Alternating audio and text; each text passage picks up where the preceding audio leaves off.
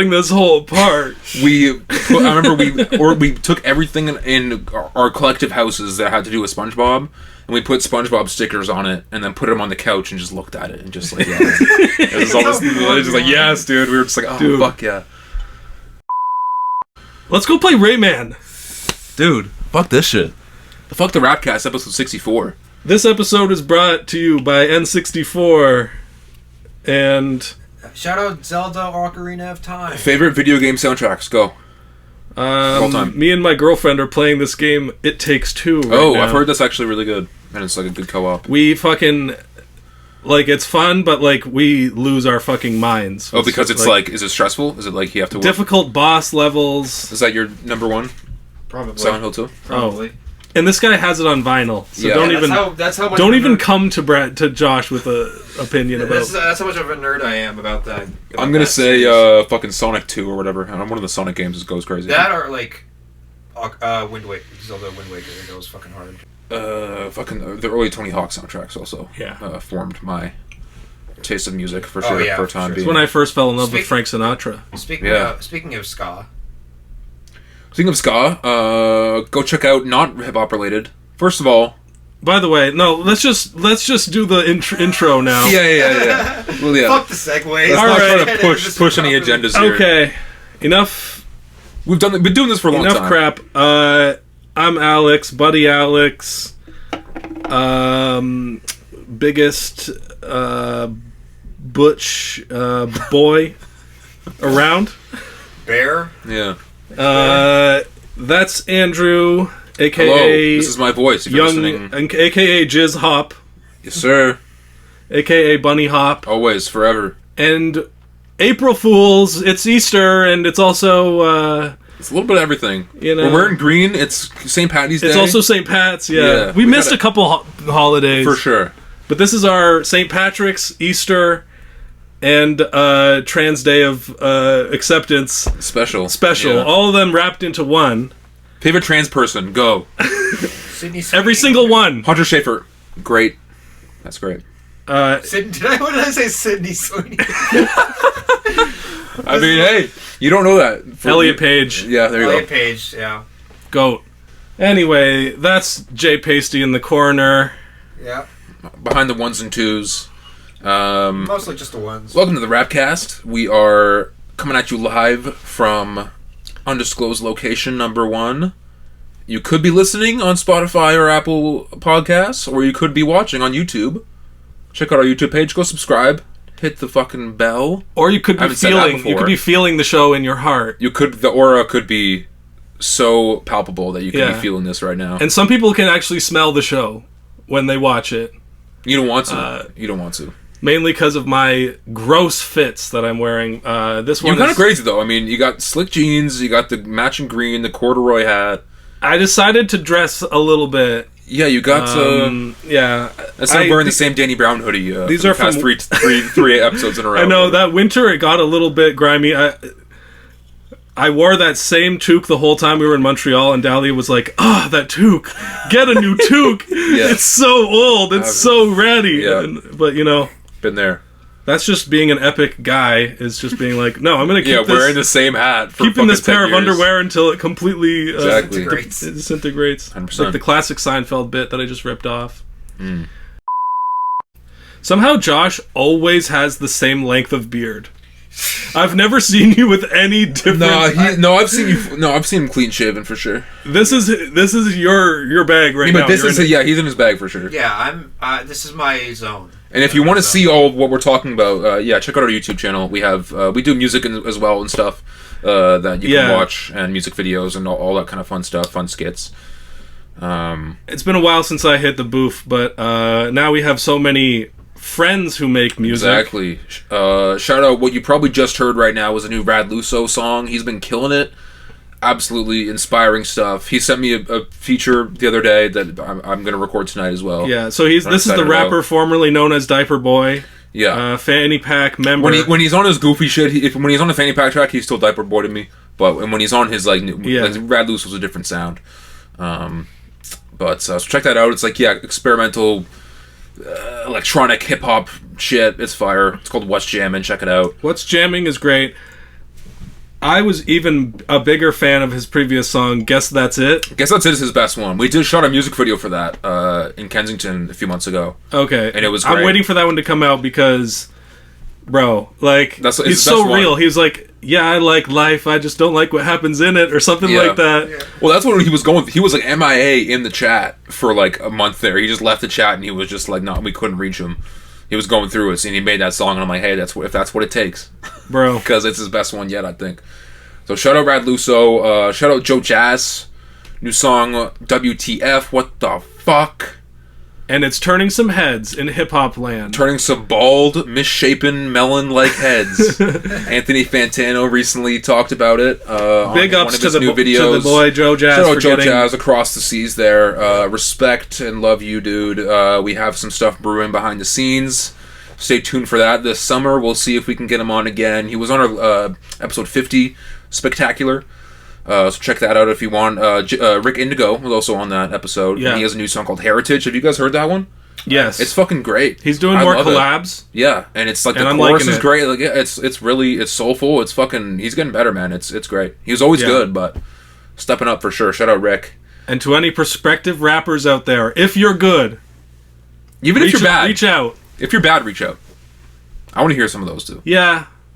But the thing is, we're not going to do the full support. No. Unless we really fuck with your shit. But we'll talk about you. And then, do you want to shout out your boy, Dukai? Yeah, shout out to Dukai. He put out a new song. Is that the Soothe song? Yeah. Really good. I've listened to that as well. It's fucking great. Yeah. It's soulful, it's ethereal, it's vibey. It's smooth as R&B. Yeah, smooth R&B. If you haven't heard, straight from the hammer, and super professional sounding. Like it doesn't sound like it was just made by some. He mixes and masters himself. Yeah, good for him, man. I can't do it. I don't have the patience. It's so tough. Yeah, that's the hardest part to me. I've been seeing some of like the snippets that he posts on his Instagram lately, of just stuff he's working on and. Yeah, definitely something to keep an eye on. Faux show. Yeah, man. Shout out Dukai and Josh, of course. Right here is the guitarist for his live band. Yep. So whenever they do a show next, we'll talk about it and we'll advertise it for sure. And also one of Josh's buddies, ska band, the Checkerboards debut single. I've seen them live before. They're a fun time. Shout out Isaiah. Check it out. Yeah, indeed. All this stuff will be in the description if you're on Spotify or YouTube. The song is called "Bash Some Nazis." Yeah. Fuck yeah, man. It's just, it's classic ska. It's classic ska. I haven't actually heard it yet, but I'm assuming it's great. Think of ska. Yeah. You got it. Okay. It's classic ska music. It's great. Enough with the bullshit with these bums, because we got some real hip hop shit to talk about today. We're gonna get to ScHoolboy Q, do a whole deep dive into discography, talk about the new album. Talk about new music from Sir. Some Ex-Brockhampton members as well later on. But first, we got some fucking waves. Dude, bro, where were you when you first learned that K-Dot dropped a Drake diss verse? I mean, I just saw... I had intentions of listening to the future Metro Boomin album. Because I'm like, it's a pretty big release. People are hyping it up. I'm going to listen to it. Also, that title, We Don't Trust You. Yeah. Waves being made in the industry. Sides being taken, for sure. Yeah. And then I saw just in, like, the Reddit fucking, like, thread for the album, people be like, yo, Kendrick's on this shit. I'm okay, I definitely gotta listen to it. I don't think I heard it until the next day. Until after I already realized it was a Drake diss and people were talking about it. So I already kind of knew that going in. I started seeing the TikToks of it and stuff. Kind of out of nowhere. No, I don't think anyone really expected this. On a future album nonetheless, because they have like 30 songs together probably, like Future and Drake, like they've been buddy for a long time. As far as like the verse itself, like it's clearly about him, but it is kind of subliminal. It's as obvious as a subliminal can be. Exactly, because people were talking about how like they're pissed off being like, why can't these rappers like call them out by name anymore? Well, because it's not, like, it's also art at the same time, where you don't want it to just be stuck in this Drake diss fucking, you know what I'm saying? Like, it's also has to be a serviceable verse where it's not going to be all about him, right? Like, that could could be about other people. Yeah. Or, could be relatable. Like, to me, it makes... Yeah, I fuck with it more if it's not quite... Like, if it's obvious, but they're not... He's not saying it, you know what I'm saying? He also, at the same time, said, fuck sneak dissing. That's true. Yeah, but then he said first-person shooter. Like, he was clearly making allusions towards the quote-unquote big three in hip-hop, Drake, Kendrick, and J. Cole. Fuck big three, it's just big me. Yeah. So you heard the song, too? Yeah. Fuck yeah. And it's a lot of goofies with a check.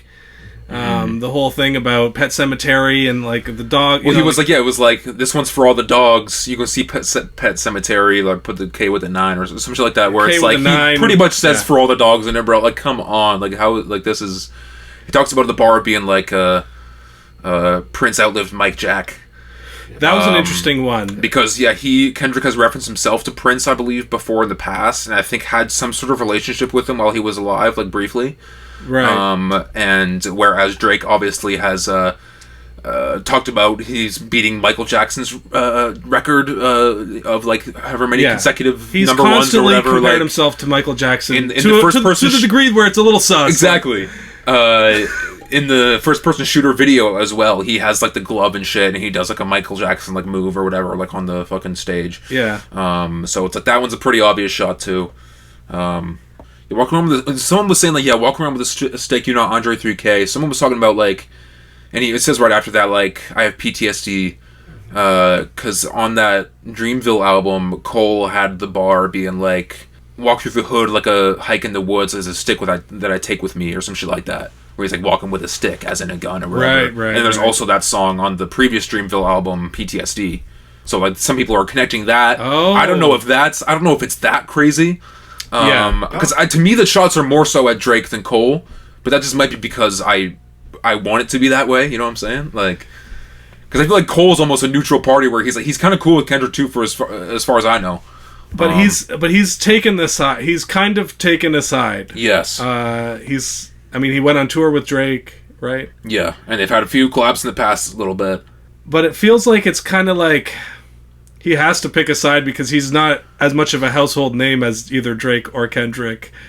Well, he's even said that before. He was like, people put me up with the three like Drake and Kendrick, but they're superstars to me or some shit. Like, he said that in one of the other Dreamville songs. He's too humble to really get into a beef. That's the thing. That's why everyone's like, waiting. Like, everyone's waiting for the J. Cole and Drake responses. I don't think Cole's gonna respond. I don't think he's like that. Hey guys, it's Andrew from the Rapcast here. So of course, we recorded this episode on April the 2nd, and then a few days later, J. Cole surprise dropped an album with a Kendrick diss. A few days later, he subsequently retracted that diss. So there's still plenty to talk about in this story, and I promise that we will get to it, but next episode, not this episode. For now, stick with us, enjoy, and God bless. But I feel like Drake kind of has to at this point, man. He's been battle tested before. And he's come out on top for a lot of them, but I feel like Push definitely scared him for sure. And I think he's hesitant. I don't know. I mean, I think if you ask most people, you would say Drake won the beef between him and Pusha T because... How? He didn't respond. His songs were bigger and he... Oh, well, if you're comparing fucking numbers, then Drake's going to win all the battles. But, like, if you're comparing, like... Well, Drake put out the Duppy freestyle. Yeah. And the story of Adidon came out after that. Yeah. Shortly after that. It didn't take 2 weeks like it's been. It didn't go back too many blows, but over time, I think a lot of people would say that Drake, it didn't do anything to hurt Drake's career. He's too big to get hurt in that way, for sure. Yeah. But in terms of just the, like, solitary beef... Pusha T had Man Doing Blackface as the cover of the song. Yeah, He's losing that battle, dude. Like, you were hiding a child. That's one of the most legendary diss tracks. And he never truly recovered from it. Like he's obsessed with it. Like he has to mention it in every album, like something about Virginia or something about. But the point that I'm trying to say is that Drake didn't get vanquished in 2015 or 16 or whatever. He kept going, but there's still tons of people in the music industry that don't like him. Yeah. Not just because his music or what he represents about hip-hop selling out or becoming too commercial or whatever, but just on a personal level. Just being kind of an asshole. Saying that he's like a fraud and like he's not really about this gang shit that he...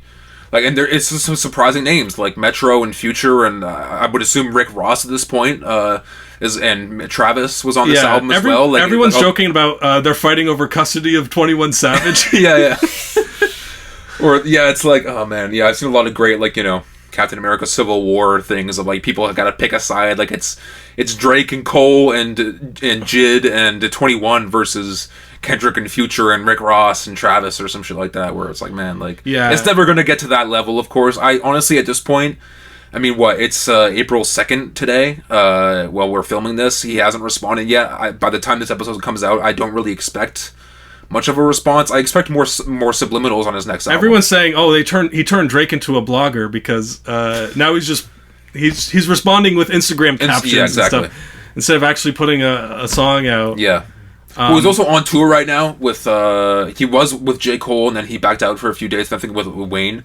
He's out with Wayne right now. But my prediction is that, like, when the Fall Off comes out, there is going to be some kind of trying to resolve the whole issue. Or the thing is, you think J. Cole is going to get on the Fall Off and talking about, like, mending the... try to piece it up, or it's like... He's going to give his perspective on it. He's going to have his perspective on it. I don't know what's going to happen. But like, I'm looking forward to it because it's more lead up to this very sought after album that we've been waiting for a long time.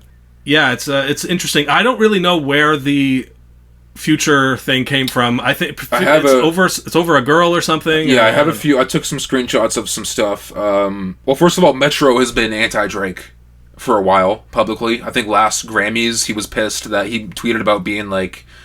He was like, oh yeah, her loss is going to win over fucking Heroes and Villains, but that's just because the Grammys is rigged or whatever, and like Drake took that personally, and there was... I think Metro unfollowed him or some shit. There was some stuff about... Drake was supposed to be on Heroes and Villains on one of the tracks, but he got cut. And Metro also... he was very heavily involved in the last Young Thug album, Business is Business, with Drake was on like the first song. Yeah. And Metro had a version of the album that was also like officially on streaming, where like the Drake song was like in the middle or whatever, and people took that as like a shot to Drake being like, I'm gonna put your shit in the middle. Like, it's not first thing, fuck you, I'm gonna put, you know, it might be a bit of a stretch, but like people have been theorizing there's been some bad blood between Metro and Drake for a little bit. Okay. But Future and Metro have been tight for a while, and yeah, I think this Future shit has been about a girl for the most part, because there's literally, because it's not just Kendrick dissing Drake on this album. There's plenty of Future subliminals. No, this is a coordinated effort by a lot of different people in hip hop. They were brewing in the studio, being like, "This is intentional." Like, for sure. So I listened to Like That again today, and every time I listen to it, I have to run back Kendrick's verse just to see if I missed anything. You know, try to get the most out of it, because it's a crazy verse. But even on the first song, on "We Don't Trust You," the self-titled song, Future says. You a number one fan, dog. Sneak a diss and I don't understand, dog. Pillow talking, acting like a fed dog. I don't need another fake friend, dog. Can't be about a hoe because we sharing, dog. In your feelings, why you playing, dog? In your feelings is a bar. The dog, all the dogs thing. Pillow talking, which is kind of the rumor that there was some pillow talking between, like, Drake told the girl some shit and Future told the girl some shit, and there was something happening there. Right. The crazy thing is, like, so many of my favorite Drake or Future songs are like Drake collaborations with, like, they have so many great songs together. Yeah, What a Time to Be Alive was a time to be alive. I love that album. Yeah, and that's crazy. You know, probably one of my favorite like Drake related projects. Yeah. And Life Is Good was one of the biggest tracks that Future had probably. So yeah, that one kind of came out of nowhere. I went back. I was doing some research into like if there was any more like previous instances of like them beefing with each other, because they've had a long relationship, and apparently back in like 2016 there was a joint tour between the two of them. Maybe it was for that album, but then Future said something about Drake's Nothing Was the Same album. I think this was before that, because it must have been like 2013-14, because if he's talking about Nothing Was the Same, it was whatever. And Future said in an interview Drake made it about Nothing Was the Same, which is, to me, like, that's probably one of my favorite Drake albums.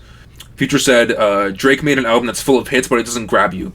There's no possessive. They don't. This album doesn't make you feel the way that my albums make you feel, and because of that, there was rumors that Drake kicked him off the tour, and then Future was kind of suing him because he would have been getting like $40,000 a show, and he's not getting that no more.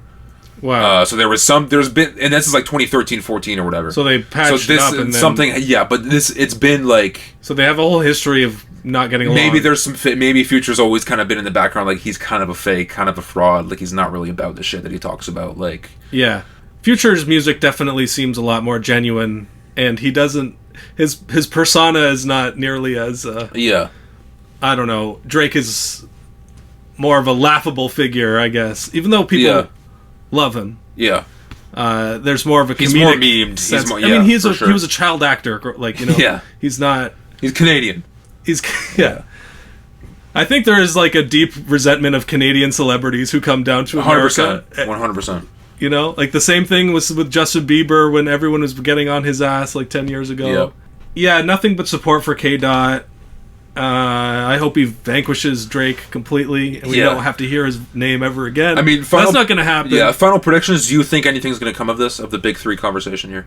I mean, it's really a fight more about the philosophy of hip-hop, and, you know... For sure. Kendrick is a rapper's rapper, the fan of the... Where Drake's like the pop star rapper. He's like the biggest rapper in the world. Yeah, so it's a disagreement... But more so numbers game for him. It's a disagreement about what this music ought to be at its core. And then Cole's kind of like... Cole's kind of in between... Caught in the crossfires. There's a bit more of a history there when you go back to the Control verse as well, with Kendrick, sure. And the impact that had, him calling out the whole rap game. I was also thinking about in King Kunta... He's like, oh, what are you rapping with a ghostwriter? Yeah. What the fuck happened? There's been subliminal shots thrown for years now, I think, between Drake and Kendrick. But this is like a statement piece by Kendrick that's like, okay, now you have to respond. Like, now it's like a thing where it's like, okay, now everyone expects Drake to respond. Yeah. I think he will subliminally. I don't think... People are being like, oh, wait till he gets off tour, man. Then he's going to head in the studio and fucking like... And there was rumors of fucking Drake being on the new BFB to Pac-Man album. You know this guy? He's like a comedy rapper. Yeah, he's pretty funny. I listened to a few of his songs. But then BFP said on Twitter, being like, Drake's not releasing shit because of the Kendrick shit right now. So like, we wait for him, and then we're getting the verse or whatever. You know, it was supposed to be on his album. Which I'm like, this is what a insane BFP to Pac-Man and Drake, dude. That's like the weirdest ripple effect of this. Is it's impacting BFP to Pac-Man's release off the rails, man.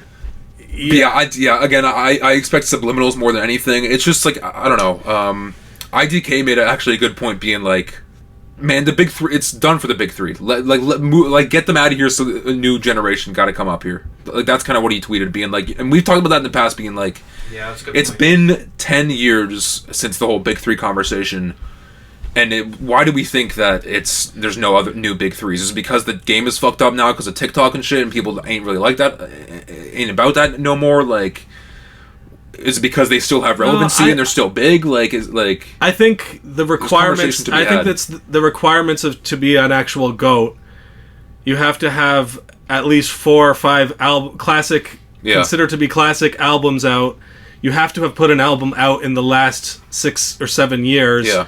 To even be in this conversation, and the only people with the longevity enough are these three, like, to really hold those spots. You also have to be a household name, with legitimate hits, and not just a darling of the critical rap fan. For sure. Like, Kendrick is a well-known guy outside of just rap head hip hop people. And to me, like, Earl's part of the big three, but he's more of a rapper's rapper. He's more of an underground. Like, that's just that's a different big three. Though. Exactly. Yeah, this is a conversation that takes place only because they have enough traditional fan base in the music industry. I think the big three is all about longevity, and so which is tough to envision nowadays because it's so quick now.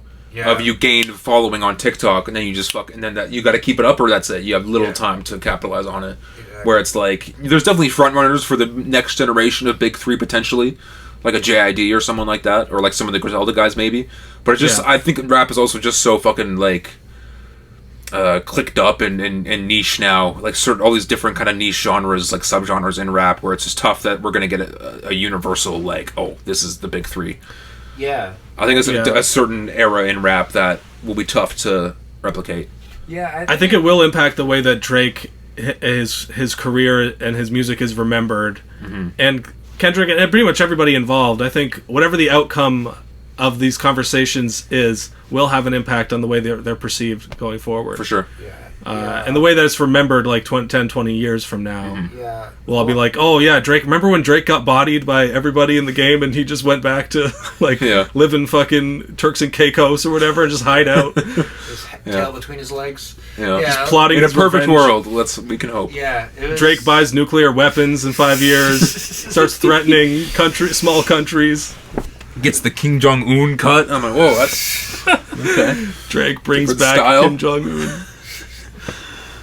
I mean, we could talk quick. I mean, did you hear the whole album, the Future Metro album? I did listen to it once. I enjoyed it. It's not bad. It's as a trap album. Like, it's a bit, kind of what you'd expect. It's a bit 2017 sounding, like a little bit dated, and maybe not the worst way, but it's solid. I don't mind it. The song with Rick Ross is good. I think I liked... Claustrophobic. I fuck with that one. What was his last one called? Also, like, I Don't Like You or something. Yeah. Like I Never Liked You. Yeah. I Never Liked You, yeah. Yeah. I never liked you. Negativity. We don't trust you. Like, and there's supposed to be another Metro Future album coming, like in the next few weeks. By the time this drops, maybe we'll get it. So who knows who's on that one? Maybe Drake is on that one, sending a response. Maybe it's like who fucking knows, man. yeah. Maybe there's another Kendrick verse. Like that's the other thing too, is that there was a rumor that Kendrick has a Drake diss song like ready to fucking in the go. cut. It's ready to go. It's like yeah. I don't know how much I believe that. Really, it's like but the nuclear weapon. Like they're both threatening to drop, and they're like, And that was the thing that is what it's like. And that was the thing with Drake's last beef was that like he had a push or a Kanye diss ready to go, but Jay Prince was like, it'll fuck up your money if you do that. Like it's gonna fuck up your brand if you're really if you're gonna go at these rappers like that. It's gonna fuck up your brand. Yeah, which I feel like Drake is maybe a little bit too pussy to fuck up his brand like that and respond to Kendrick. He'll do it subliminally and he'll be butthurt about it for a while, but I don't know if we're ever gonna get a sincere fuck Kendrick diss from Drake. Yeah. Well, have you seen the latest thing about how Metro Boomin is tweeting about like, I keep getting calls from 416 numbers 24/7. I had to literally put my phone on airplane mode, like. Oh, because of some Toronto. Yeah, so like, oh, okay, that's funny. Like, bro, if you pick up your phone and it's a 416 number, do not pick that up. Yeah. Do not. Just don't waste your time. Yeah, that's some scam shit. This was such a huge thing for hip hop because it felt like it's at the front of the headlines now again. You know, like everyone, all the fans who have been kind of waiting for something interesting to happen. Yeah. Last year wasn't huge for rap. Yeah. People are... I saw certain posts to that effect. What was I saying? Something about how... It's in the forefront again. I saw a post that was like, man, everything... rap has been sucked so much for so long. The only new rappers we got are Ice Spice and Sexy Red. There's no more of this. There's no more of that. Everyone's aged out. Oh, but then suddenly Kendrick dropped a verse. It's all back again. Yeah. Hip hop is back. Like, and I was like, guys, like, there's so much good shit dropping all the time. Like, you just gotta look harder now. listen to JID the Forever Story. Like that was a great album that just came out not that long ago. Below the surface. Yeah, listen to fucking Boldy James. Listen to some of the like Stove God Cooks. Like it's just because people can't get behind it unless it's big enough so that people the wider world knows what you're talking about. The fucking hottest ticket right now. It's like not in people's minds to really. Yeah, it's all country now and emo. Beyonce proved it. Yeah, on the new album. Do you remember what hip hop originally was? It was the underground. It was all underground. It only started happening since when did hip hop become the number one? That was like 2016, 17, 18 like before, Kanye era well, I think it officially like Billboard's wise became the number one genre in the world like 2015, 16, like 17, Migos 18. Era. Yeah, around then. Yeah. Was huge. It's only just recently started to become super popular. And then there's a bit of a lull because of COVID and shit, and everyone's quick to being like hip hop is dead. It's like, bro, let it fucking grow and let it progress and let it fucking form its own thing, man. Also, just because something isn't as culturally relevant as it once was doesn't mean it's not valid anymore. You 100%. know, like some of the biggest, if you want to talk about big threes, like Biggie, Tupac, and Nas, and MF Doom, all these people had some of the greatest albums of all time in like the 90s and 2000s, before it became like the number one thing in the world. But people don't listen to albums anymore, but we do. That's the thing. And that's we're trying to revive the album out here. And that's ScHoolboy Q dropping that new thing, that was huge for people who appreciate a good body of work. And that's what he was saying. Solid experience. On, his interviews recently is being like, everyone's dropping just songs and just quick little da-da-da-da, like things, like little TikToks and shit. Whereas, like, he was like, no, I want to drop album, I want to drop experiences, I want to drop, like, art. Yeah, like, I like putting the CD in and just, you hear the whole, you listen to the album whole thing. listening experience is a lost art to these young kids. Yeah. At least a lot of them. Some of them, obviously, I know you're cool. But some people are just, just... Yeah, your little brother is a fucking loser. 100%. Go over and kill your little sister. Everyone's little brother. Just kidding. Alright, ScHoolboy Q, let's do it for hip-hop. Kill your family for hip-hop. Kendrick would want you to do it. That's the schizophrenic voices in your head saying shit like that. And that's the thing about the beef, just to, get my last thoughts off, like, just the level of competition and, like, but also camaraderie at the same time in hip-hop is what it does really... raise the bar. It does raise the bar, and if more people are commenting on these things, like, it's a larger audience, like, it does improve the overall product of hip-hop. And that's what got me into hip-hop originally, was like, oh my god, like, you get these, like, Childish Gambino and Danny Brown working together, like, and that's what ScHoolboy Q said on Drake Champs recently, was like, everyone was just cool with each other back then. There was no animosity. Everyone was like, yeah, let's work, yeah, let's do this, yeah, let's do this, and now it's just so fucking clicked up and, like, beef and, like, all these different kind of sides and stuff that people are taking, where it's just like, man, back in like the 2013, 14, 15, everyone was just chill with each other, and we got some crazy collabs because of it, which I know it's kind of lame, everybody acting so gangster all the time, like they can't do a song with fucking ScHoolboy Q's an actual gangster, and he worked with fucking some of the, like, some weird ass people that you wouldn't expect. He did a Gorillaz song. That's true. It was hard. I love how also Kanye had to throw his hat into the ring because the conversation wasn't about him. I also feel like this whole thing, from the perspective of Kanye fans, they're kind of like, "Oh boy, great!" Like, people are actually talking about hip hop, and it's not about my Nazi hero, Kanye West. Did you hear the just wait? Then he comes in and says, "Well, there's two dropping this fucking." He says, "I washed Kendrick on No More Parties in L.A. I washed Drake on the Hoover, Free Larry Hoover concert." Can you wash someone at a concert? He did wash him at that thing, though. Drake's version of 24 was pretty good, though. Yeah, I'll give you that. But Kanye did kind of wash Kendrick. Not wash, but, like, Kanye's verse was great. He did a bunch of his But he probably didn't hits. write it. Yeah. That's the thing about Kanye. Like, I don't know, man. That's not... Kendrick could have written it. Who knows? He's not as much of a purist about ghostwriting as Kendrick is. We're going to talk about ScHoolboy Q, I promise. But there was a headline today of Kanye wanted to shave Donda Academy students' heads and lock kids in cages. Ex-employee says in a lawsuit. Oh, man. You just don't understand the tortured genius mind. He needs to torture other people. In a text message to the former employee, Trevor Phillips, Ye compared himself to Hitler, minus the gas chambers, specifically. Important distinction. Asterisk. And appeared to simulate masturbation during a one-on-one meeting in Southern California hotel room where the musician watched the Batman on mute. Which is fucking crazy. I mean, hey, fucking... The Batman on mute. Zoe Kravitz in that movie is crazy. What can I say? That's not wrong about fair. And Robert Pattinson. It's not the worst movie to jerk off to. Yeah, if you're into that. It's not the worst movie to jerk off. But I mean, when the penguin comes on screen, Colin Farrell? Whoo! That's when I really fucking bust. Yeah. What a performance. Wow. Okay. Anyway. Enough preamble. Let's get into ScHoolboy Q. I just stopped selling crack today. OXY, I'm alright. It's been 5 years. One of the most iconic voices in hip-hop. 100%, and we've never covered ScHoolboy, really, unless you consider Soccer Dad, which was a random one-off, just kind of whatever. Which pissed me off. You didn't like that Don't even tempt me unless you're going to drop the album. Because that was in his era of, like, he was just on Twitch all the time, and he was golfing, he just wasn't focusing on music, so you were like, don't tease me with music if you're not going to be a musician, or, you know, like, what I'm saying? He's going to go the Logic route and just become a Twitch streamer. Yeah, But then even Logic went back to just putting out proper albums. But I was on Discord all the time. I don't know what he's doing. Okay. Anyway, but Q's back, and apparently he's been rapping this entire time. Yes, he doesn't take days off, man. And on this new project, he's rapping like the Rents do.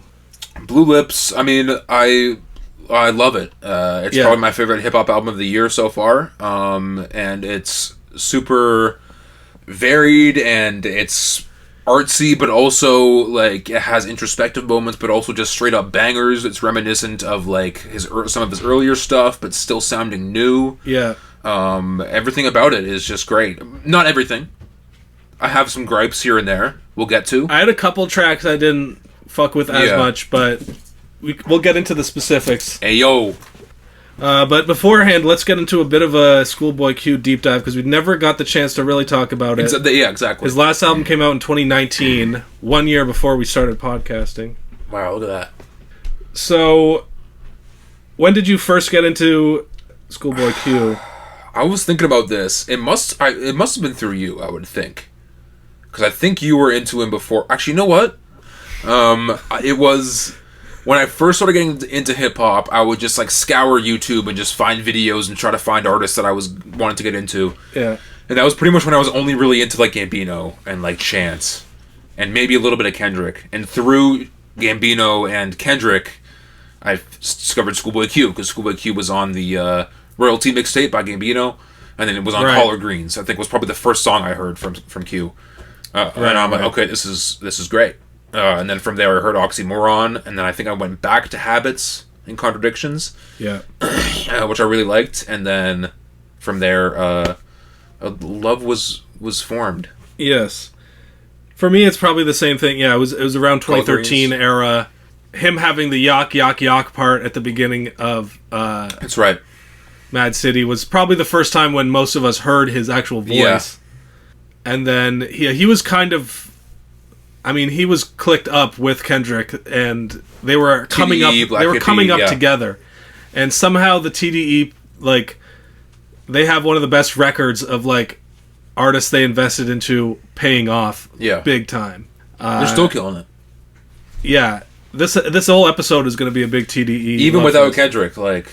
Absol's last album was fantastic. This new Sir album is fantastic. SZA is fantastic. Like, it's, it was probably Collard Greens, because the Kendrick verse was the first one I knew.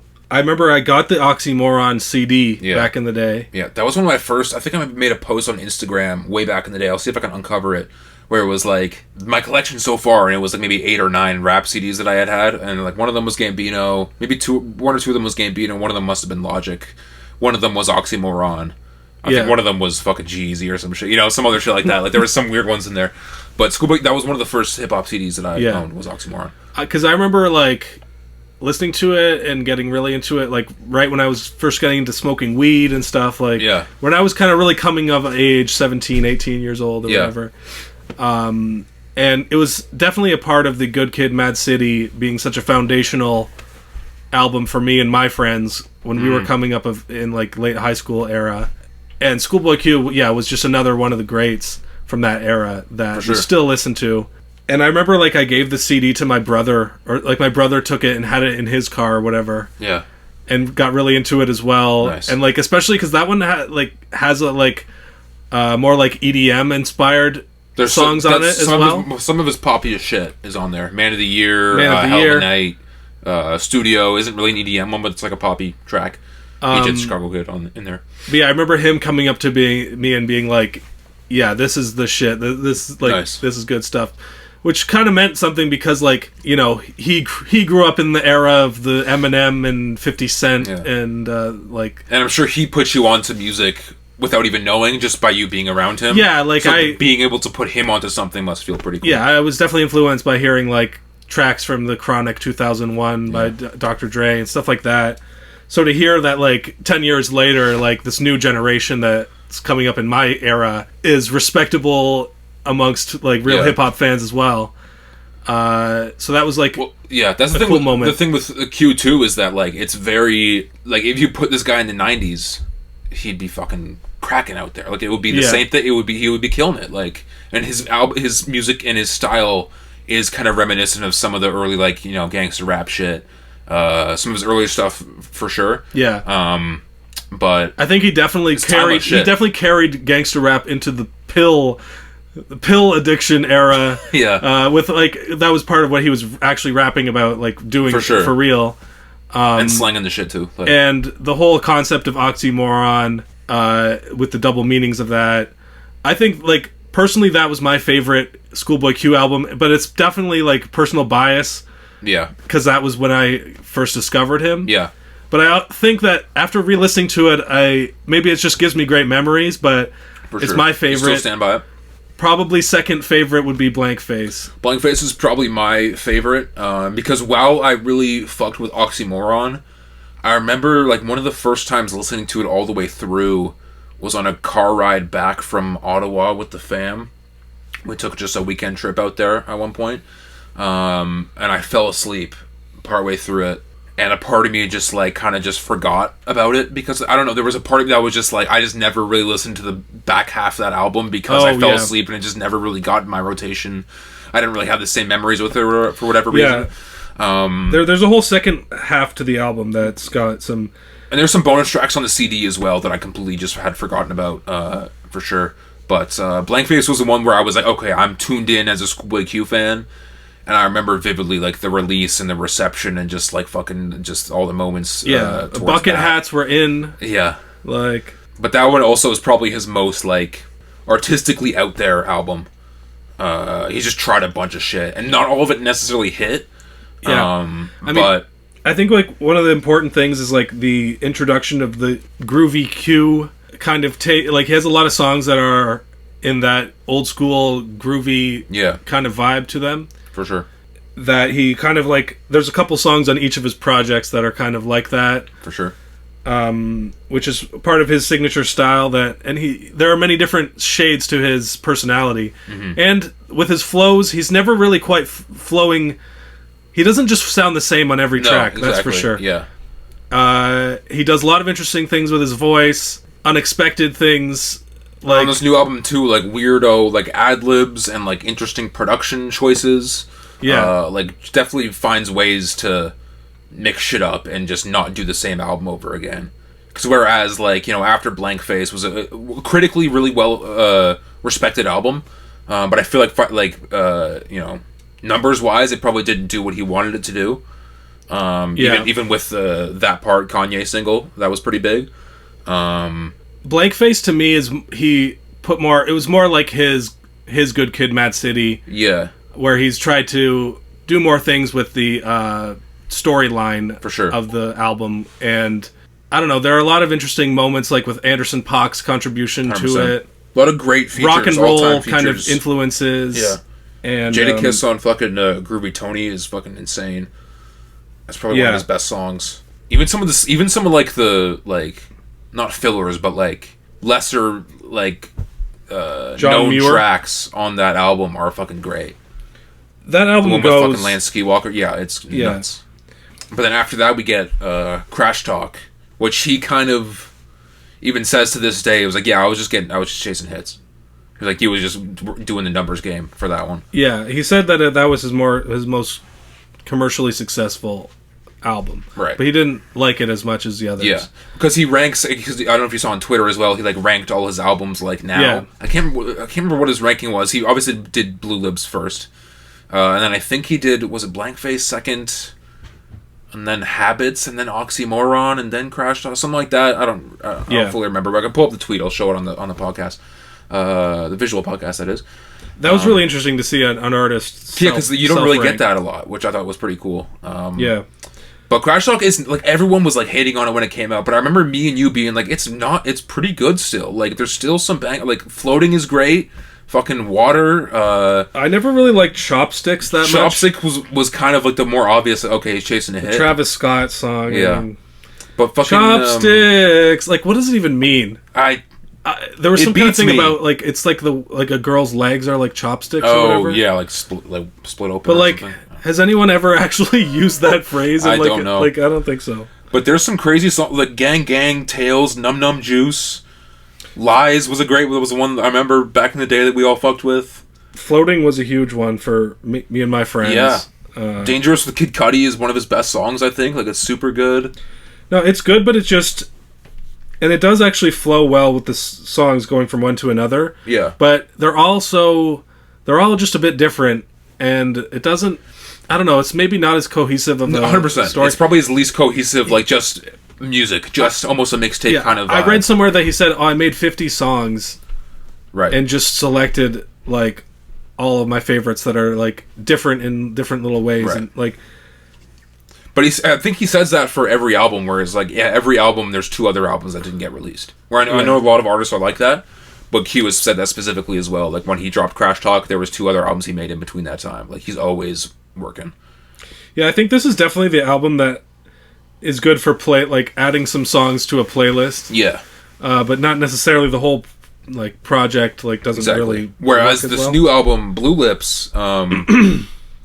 isn't like I don't know if there's going to be many hits on here necessarily, like big hits, but like, you know, personal hits to me. There's a lot of great standout moments on here that I'm going to be going back to for sure that go really hard. But I think Q has just kind of developed a kind of niche like cult fan base from back in the day where he just wants to appease them. And, like, that's what he cares about. I don't think he's trying to chase numbers right now. He said in an interview recently that he originally wanted to do for his upcoming tour, like, 200 cap venues. 200 people only. It was, like, really intimate shit. Because he really wants the, you know, intimate experience. I think he's kind of... I think, you know, he's matured. He's, like, almost 40 years old. Like, he's had a few kids now. Like, he's took some time off from... being in the spotlight. I think he kind of really figured out what he wanted to do, and it really shows on the album where it's like, this is really him. It's really good, and I remember seeing really ScHoolboy Q. That's right. Were you there? No, it was no, it was me and my buddies. North by Northwest or some shit like that. It was a music festival in Toronto. Yeah, it was pretty cool. I remember when he played Hands on the Wheel. Yeah. The crowd getting really into it. One of his early hits. Because he was kind of known for the hits back then. Like, even my girlfriend loves Collard Greens and shit. And, you know, A Hell of a Life or Man of the Year. Yeah. I remember him actually looking at the crowd and being like, wow, it's all white people. Yeah. And he would, like... he, like, gave the crowd the N-word pass because it's like, well, you guys have to still enjoy the song. So you can sing it, like, but don't go saying it outside of this concert. Yeah, okay. So that's why I'm allowed, okay? All right, hold on. But yeah, he cooked on this one, in my opinion. Yeah. Vocal range, some good appearances. Kind of new, like, mature Q. Yeah. Getting kind of a different perspective on some of the tracks for sure. He's really kind of reflective and being like, this is where I was at and this is where I'm at now. A lot of retrospection and, like, reflection and stuff throughout the album. Even on the bangers, there's, like, lyrics that have to do with that as well. You want to go through a little track by track then? 100%. It starts off with kind of just an intro. Yeah, kind of a scatterbrained vocal layering track, just to kind of set the mood. Yeah. All over the place, which the album kind of is a little bit, but not in a bad way. Like, there's a lot of beat switches and different kind of moments and ideas throughout here, but it still feels cohesive and well thought out. I think the song Pop... Pop with Rico Nasty. It definitely checks a box of, like, one of those nasty, grimy... energy tracks. Energy. Like it's a banger. It reminds me almost of, like, Ride Out with Vince Staples. Yeah. That kind of intro music, guitars and, like, that. He says a lot of, like punk rock, like... Yeah. He's super aggressive and grimy vocally on this, which as like a proper opener song, it starts off the album in a good way. I feel like the Rico Nasty feature, I think originally like he had teased this one a while back on his Twitch or whatever when he was streaming Call of Duty or some shit, and it was a longer feature for sure. Right. 'Cause it gets cut off like midway through. She kind of just gets like maybe 8 bars off, which I kind of wish maybe it was a little more fleshed out because she was going in for sure. Yeah, I mean, she says pop. It's a good pairing. Their energies match really well. I think this is one of those collabs that was definitely like kind of made in heaven. Like it was Rico Nasty is almost kind of like the female ScHoolboy Q in a way. Whereas, like, man, we need some ScHoolboy Q and Griselda collabs. Because I was going to mention earlier, like, I don't know if there would be much of a... ScHoolboy Q was on a Conway album, a song called Shoot Sideways. Oh yeah, the one with Alchemist. The one with the covers like a shark. Yeah, you're right. But I feel like there wouldn't be, not that there wouldn't be Griselda without ScHoolboy Q, but there wouldn't be like the want. There wouldn't be like the. Wait, what do you mean? Like because of Griselda's like resurgence in like, you know, old school gangster hip hop shit. Yeah. If it wasn't for Q kind of like paving the way and bridging the gap in a certain way, I don't know if there would have been if they would have popped off as much. Yeah, I mean, it definitely showed that there's an audience for that. And just showing how Q is like an influential guy in his own right. It's not all Kendrick. Kendrick's the reason why he popped off or whatever. It's like, no, he is his own artistic merit. In some ways, he is a junior Kendrick. But he can totally stand on him by himself, and he makes different music than Kendrick. Like it's different. Like Blue Lips and Mr. Morale are two completely different styles, bodies of work, thematically almost Crash Talk was his damn, I guess, or you can I could see that. Habits was his Section 80 for sure. Yeah, and they do have a slightly similar trajectory of their careers, but for sure. He probably gets annoyed with when people compare him to Kendrick Lamar all the time. Anyway, yeah. And what a tough guy to be compared to. I know. What can you do? It'd be funny if he hops on the Drake side of the beef. Like, no, he's outside of the beef, right? He's not. No. He was saying, because I watched him on Drink Champs, and I think this was probably right before, or at least recorded before the Kendrick diss. And they were talking about Kendrick a bunch in the interview, being like, man, like, Kendrick's, like, blood, like, family for real. Like, if he's PG Lang, I'm PG Lang. It don't, like, the whole him leaving TDE thing, that was all just paperwork shit. There's no leaving. We're all, you know, gonna be brothers forever type shit. Like, it's all love, so.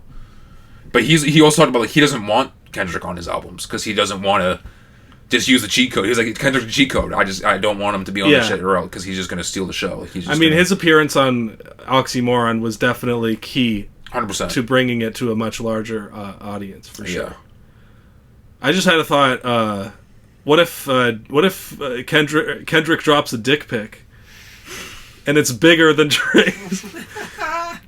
he gets Dave Free to take why do you gotta get Dave Free involved? Because he has a creative vision. He's gonna make it really artistic. PG Lang presents Kendrick's dick pic. God, I'm saying this could blow the internet up. I mean, PG Lang's putting out fucking flip phones, so who fucking knows, man? They can do whatever they want. They're bringing flip phones back. They're doing like their own phone brand. I don't know what the fuck they're doing over there at PG Lang. Someone check on Baby Keem. What's going on? Yeah, where is he? He teased an album coming this year. Keem. Keem.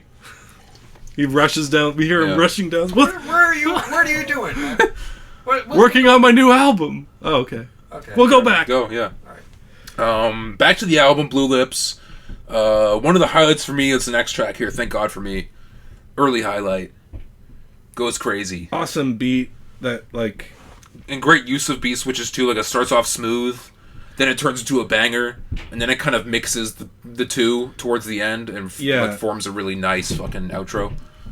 There's actually a lot of songs on the album that do that, and he's very skilled at going back and forth between like groovy Q and like fast Quentin. You know, like there's two different sides to his personality. Sort of a Jekyll and Hyde thing. Well, he said recently as well, like being like, he's like, I'm more of a producer now than a rapper, like because just the way that he like curates his albums. Yeah, because a lot of the time I feel like Kendrick used to, and he said this before as well. Like Kendrick used to kind of like really help him with the track listing and with Kendrick used to be vocally like on his albums just like sparingly, even on Blank Face and Crash Talk or whatever. He would have like little vocal moments, and he would help kind of curate his albums. Crash Talk Take 2, like that was Kendrick's voice. Whereas this album was a lot just him, he's just locked in. So he really had a lot of say on the. Not that he didn't have a say on the decisions before, but this is probably the most ScHoolboy Q album in terms of just like his vision. Yeah. That's awesome. Some lyrics we can highlight here on the Thank God For Me. I like that he mentions, he says here, got a bucket at home, it's still mine. I think that's probably referring to the bucket hat era. Like that was kind of him. He was it's at home, but it's still he still was the one that fucking really. Man, imagine if ScHoolboy was more like Chance, where Chance just he wore that 3 hat. He put it on once. He never took it off. Oh my god. ScHoolboy came at you with a new hat style for every album. Cycle. Yeah, this album, no hat. That's the key. This is his raw. Lips only. Yeah. Well. Pause. I mean, he could have been. Just that saying lips only is kind of, I don't know. That's kind of crazy. When a bitch sucks my dick, I say lips only. Here's the next move for J. Cole. He drops a pic, caption, "This is my big 3," and it's his dick and his 2 balls. That's the 3. Oh, that's my God. The top 3. Yeah. Wow. That's his response. You know, instead of messing around with these beats, I think that would literally change the game forever. I think that would legitimately cause like a fucking butterfly effect to. That would kill rap. Now all the fucking little Mosies posting his dick pic, like every fucking person, Rex Orange County. They're all just doing OnlyFans music. That becomes a whole fucking thing. No more TikTok music. It's OnlyFans music. Like instead of people in barbershops in the future debating the best rappers of all time, they're just debating the best rapper length of all time. Yeah, holy shit. The girth. Yeah. Look, Tupac had some girth, but Biggie, in my opinion, yeah. You know, it was Biggie much had bigger. The stroke game on Biggie, though. Jesus Christ. Anyway, let's stop objectifying men, okay? And let's start objectifying women. Yes! Now, there's an idea. There's an idea to get behind. I want to, as a reference to what you were saying before, our Chance always has the hat on. Even our fucking mom over Easter was like, she was watching this new show with like Jimmy Fallon and Chance the Rapper's on it. And she was like, "Who's the one rapper that always has the hat on?" And I'm like, "Chance the Rapper." And she's like, "Oh yeah, that's him." And I'm like, "Oh my fucking God." Yeah, 3. Even my fucking mom. Like, is he? It's over, Chance. Is he gonna do a 4 hat or a? I don't know. You know, I think he's made more money off the hats than rapping. I know, because he's independent. I think that's legitimately what it is. I should get one of those 3 hats. I had one. It wasn't a legit. I think it was like from Redbubble or whatever, but I don't know where it went. I lost it somewhere along the It's funny how like people, nowadays like people's moms are like, "Who's that man on the TV?" And they're like, "Oh yeah, that's Chance the Rapper." Yeah, he's on The Voice and shit now. Yeah, he was once one of hip hop's bright shining new voices, and now he's just does game shows on Jimmy Fallon or whatever. I don't know. And he was supposed to drop Q1 of this year. That was his whole thing. And it's Q1's done. So what are you gonna do? We'll see you in Q2. We're just getting into it. Blue Slides, another great track. Early favorite. Super, maybe his most like, introspective, like lyrically impressive track, maybe even. I didn't even really highlight many lyrics because I'm like the whole just listen to the song. Like, just, come on, like it's fire. Presidential role leads, I take big risks. It's he's spitting game. Yeah, it's just a verse about life. You know, losing homies to drugs, which. We kind of speculated if it was about Mac, but now I think it kind of is because Blue Slides. He said that the slides thing, and he said that after Mac passed away, he decided to become sober or definitely make different choices in his life. So it definitely did have a big impact on him. So and there's I'll pull it up because I think right after he says that bar, there's something that's bleeped out. You lost a homeboy to the drugs, man. I ain't trying to go backwards. When I realized that his beep hurt and think, was it worth it? And there's a little annotation here. Let's see. Oh, in the leaked version, Q says his mama hurt. So lost a homeboy to the drugs, man. I ain't trying to go backwards. When I realized that his mama hurt and think, was it worth it? So right, and definitely obviously Mac Miller's mother, I'm sure, was devastated, still is, and family and friends are still going through it. And even Q was talked about it on Drink Champs. They brought it up, and he was like, "Yeah, man, I still can't really talk about that shit. Like, he still can't make a song about it. It's not really about that. Like, he was really one of the ones." And even Nor on Drink Champs was like, "Should we have a moment of silence for Mac?" He's like, "No."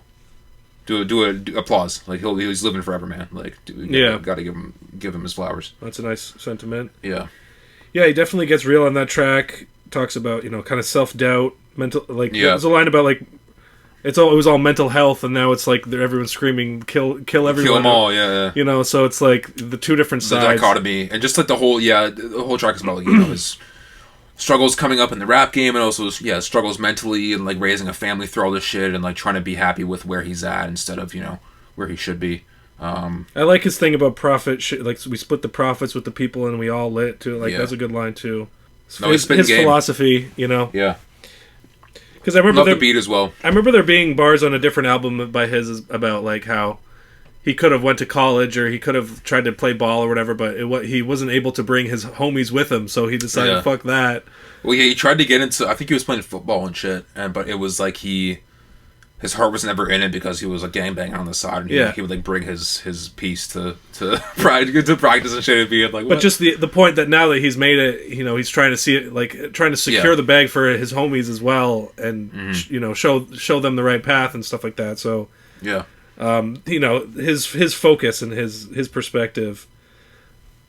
And that's kind of what we knew we were going to get from this album. Yeah, like it's been a while. Like we need an update. And all we've seen from his life is him taking his daughter to soccer practice, him golfing, him playing video games, like just doing positive stuff and having fun. Yeah. Just everyday, regular, like dad activity. Like so we knew that this kind of refreshed perspective was going to come through, and we got it for sure. But yeah, I like how every track is different on this one. Like the next one is like not slow pianos, but like now he's fast really bass, really spitting fast on this one. Love there's some great bars on here. Living off golf for the last few deals. When the Nike check came, I still get chills. So I'm sure he got some sort of check from golfing from Nike or something. I think it was in a commercial or something like. If I'm not. I kind of remember. Yeah, there was something like that. So he was good even with the hiatus, and I like the bar as well. I ain't never met God, but I bet he know me. I just thought that was hard. Yeah, I didn't save as many of the lyrics, but no, it's just a banger. I like that song. Next one, Lovebirds. Like, I had a thought that like, is this Devin Malik guy kind of Baby Keem Jr. in a way? His solution. That's the thing because he's he's TDE, so he's a new signee. So it makes sense why he would be on one of the new TDE albums. Right. But I don't know if you heard of this guy Ray Vaughn, who's part of TDE, a signee from a few years ago. I saw he did a track with Pusha T. Even more so, Baby Keem than this Devin guy. Right. So it's just like you already got one Baby Keem in the cut. You'll add another one, trying to compensate. Because the whole time, like when I'm listening to this guy, I'm just like, Baby Keem would have killed it though. Like, that's the thing, and I don't want Kendrick to be gatekeeping Keem. Like I hope that's not the case. Like he has Keem locked up, and that's the fucking thing, man. I want him to branch his fucking wings. Yeah, or spread his wings. Branch his wings? That's not right at all. Spread his branches? No. Hold on. Stop the whole podcast. Let's figure out this metaphor. I'm a few drinks deep here, ladies and gentlemen. But yeah, honestly, I thought his verse was a bit iffy. I did like he shows up later on in the album, Back in Love. That one's better. And I like that one a lot. Yeah, that was like, because the whole concept of like bringing in a younger TDE guy, like to inject some like youthful energy into the fold, like I think it was a good thing to do overall, like for this album's experience. Yeah. But that wasn't really my favorite part. But I did really like the Lance Skywalker part. Yeah, the outro was really smooth. Really fuck with that part, and Q's part is good too. But yeah, overall, I didn't love this song off rip, but it's still solid. It's not a bad one at all. I mean, the next one though, Movie, is probably my least favorite one on here, just because it's not really Q's not really on it. Yeah, I mean, it's more of a it's a West Coast vibe. Yeah, sure. It's more of like a YG or almost an interlude. It was cool. With this guy AZ Chic, I guess. Yeah, Chike. Who knows? I feel like I can't say that. I don't know. Chike. Yeah, I don't know. Slur. I don't know. But the beat's dope. Maybe it could have been fleshed out a little more. Add a Q verse. Next track, Cooties. One of my early favorites as well. Me too. The crazy off-kilter flow. I don't know what it reminds me of. It reminds me of something though. I'm like, is it like a weird Tyler kind of flow? Like how when he first teased it in the little intro, because he had a bunch of like little music video teasers before the album came out, which I think is a really unique and cool idea to like give little snippets of songs with music videos, but not the whole thing. And I'm like, oh, this reminds me of like this kind of flow is like reminiscent of something, but I can't quite pinpoint it's a sort of he's dragging just behind the beat a little bit, and then Blueface? Is it Blueface reminiscent? Is that what I'm thinking of? Blueface. I don't fucking know. I was thinking, wait, what is that? Oh yeah, the rapper. Yeah. I was thinking that was some ScHoolboy Q song or something. Yeah. I don't know. Does it remind you? Remember that Black Hippie song that was like talk about it. Vice City by J-Rock. Yeah. Where that's they a fantastic kind of song. They do kind of a kind of like flow. Yeah. And it's nothing new for Q to do an obscure flow, but this is the first time he's doing it like this, and it really stands out in a good way. Yeah, but it also has kind of a humorous tone to it well. Like he's kind of messing around. He's having fun with that on that track. Ooh, the cooties coming to get me, running. Like he's kind of like some funny ad libs around there. Like his vocal inflection's kind of cheeky. I think there's a good chorus in there as well. Kind of rapping about his achievements, updating us on his life. Kind of the world. He has some talks about like, mass shootings and shit, and like trying to keep his daughter home and away from that shit. Being like I'm not trying to mess with that shit. That was interesting to see. I like the bar. I'm known in Wisconsin. I was like, yeah, man, that's cool. As a flex, known in Wisconsin. That's I'm not. We're not. No. We're not. I bet we have no analytics for Wisconsin. Got nothing. Wisconsin is just a dark planet. Yeah. We don't. We've never been there. It's an abyss. We can't see it's it. An abyss, man. I think they share one of the Great Lakes with us, though. Oh yeah. Some technical difficulties there. Yeah, we good. We recording. Yeah. We good. We gone. I hope it sounds good. Yeah, it'll be fine. Okay. Cudi's highlight for sure. What do you think of the next track, Ohio? Pretty great. I think maybe I think he switches from the slow to the fast. Mm-hmm. Very skillfully. I don't enjoy the middle part as much, where he's kind of really like it's like fast flow and it's impressive, but it kind of sounds a little bit more generic and like I don't know. I didn't love the second beat but the first part with Q is great, and then the third beat where Q comes on and then Freddie kills it is great. I think it's a great track overall, but some of the beat switches on this album like makes it kind of come off maybe a little bit like scattered, like half baked or not half baked, because I think there's intention to it. I just don't know if it came across the best way in all of the songs. Yeah. Honestly, the Freddie Gibbs, it was just a solid verse, but I don't really remember anything that he said. He says, "If I ever see that pussy academics, I'm gonna catch another lawsuit." Oh yeah, true. That was fun. Yeah, that's good. I'm always around for that. But apparently, this song originally had a JID verse, and you can kind of hear it as like before Freddie Gibbs comes in. You can hear JID being like, "Look." Like his that's what he says, and then it cuts to Freddie. Wow. So I'm like, damn, could have got a JID ScHoolboy Q collab. Would have been great. ScHoolboy had a funny line about, "Oh, your bitch got a negative ass." Nice. I didn't peep that. Like just the idea that someone has the lack of an ass. Yeah. It's concave. Exactly. Yeah. Like when you sit down on the toilet, she just flops under. Falls in. Y'all ever fall into the toilet? No. Never have. Never will. I got a big ass. So why do you bring this up? I don't know. Do you have anything to I probably confess? have. I probably have. I don't know. Okay. But I live with girls now, so it's like the seat's always down. So. Oh, okay. Bless up. Smooth ass track. I'm still a fan of it. It's not a bad track at all. No, my ass is too big to fall into the toilet. Yeah, too thick.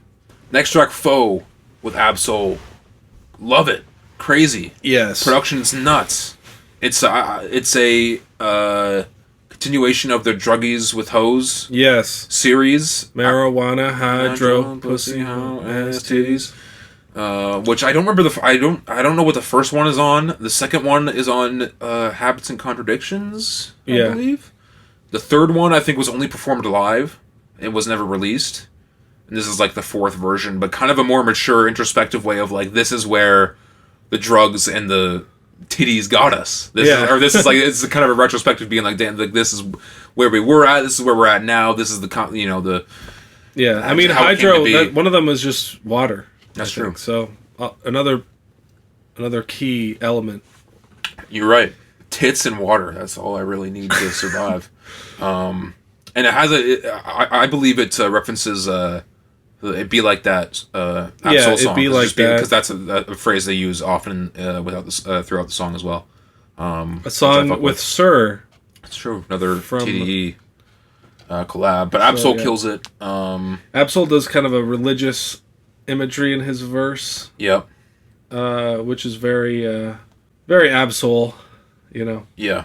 But yeah, again, he has the bar about like my bitch just fell out of love or whatever, which he talked about as well on his last one. Like, damn, man, like, it's a more kind of introspective, reflective, kind of down on yourself track a little bit, but like it makes sense for the album for sure, and it's still like hits hard and does what it's supposed to do. The beat's crazy. I'm glad he had Absol on it for sure. Yeah, good to see that they're still working together. It's so cool. Next couple tracks are a bit iffy for me. Yeah, same. The song first is. Yeah, I don't know. It's weird to have a song about fucking bitches right after the song about how you shouldn't really be fucking bitches like that, or like how it like kind of fucked with them a little bit. You know what I'm saying? I didn't totally understand the concept of that one. Yeah, I like the second half a bit better when it kind of transitions into something different. But, it's the sample that he used that I just found to be kind of annoying. But he did salvage it because it turns into this kind of more spacey vibe to it like halfway through, which was. Production wise, that was interesting. Yeah, and the next track, New, like I saw people were hating on it. I like the atmosphere and the vibe, like the spaciness of it. Like it's definitely a different sounding song. I don't have much to say about it other than that. It's not that big of a standout, but it's just like it's cool. I just wrote 2 question marks. Yeah, I didn't really get it. I don't think it really did it for me, but like it was cool you could argue it's like filler. It's like it's not really necessary for the album, but it's not even that. It's like less than an hour, like just so. I'm not mad at it. You should have had Denzel Curry on it or something. Ooh, that'd be crazy. Back in Love was another. That was kind of him getting back to basics. Fun, Yeah, hard hitting beat for sure. He talks about around 9. I was trying to have sex. Good time to have sex. I know you were a fucking hound dog. That's when you were deep into it at that point.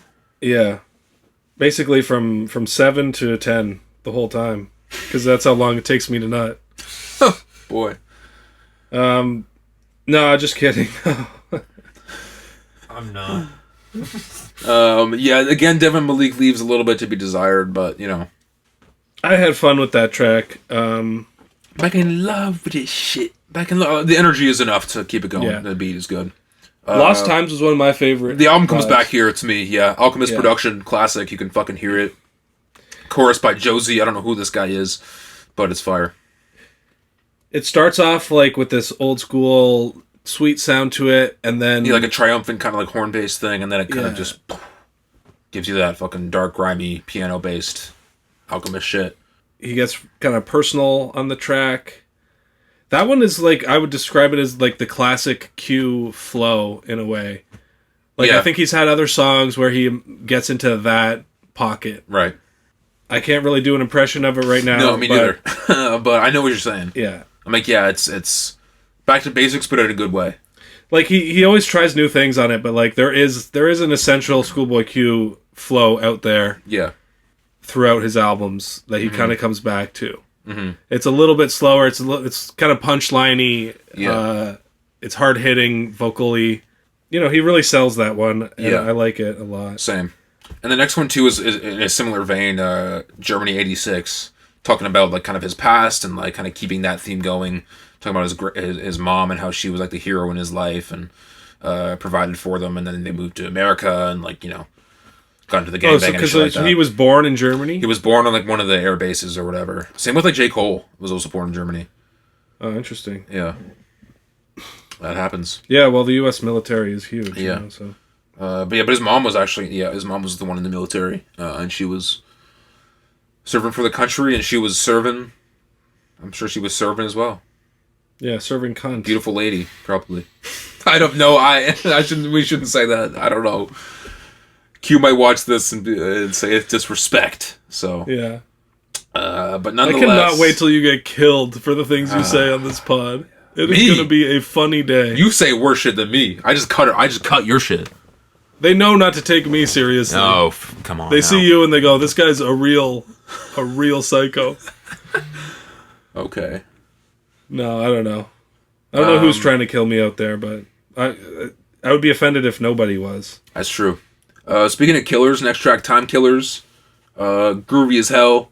Yeah, Fuck with it. Really, the rest of the album was just great. I liked the rest of it. Yeah, Pig Feet was a crazy banger. That was like what we needed to get at least one more pure gangsta. Like, crazy. Like track. Childish Major comes out of nowhere and just fucking the energy is insane. The beat is nuts. Anti-cop song, fuck 12 all the way. Let's go. We needed one of those for sure. Yeah, there was some interesting kind of lyrics about. There was like something about bacon. There's bacon in the driveway or something. Yeah. Like allusions towards cops. Yeah. No, that was fucking heat. And the last track, Smile, is him kind of going crazy, kind of going manic a little bit kind of all over the place, like the intro. Yeah, but the beat is like an easy listening. Yeah, it's like a brighter kind of, it's more ended on a generally positive note. Yeah.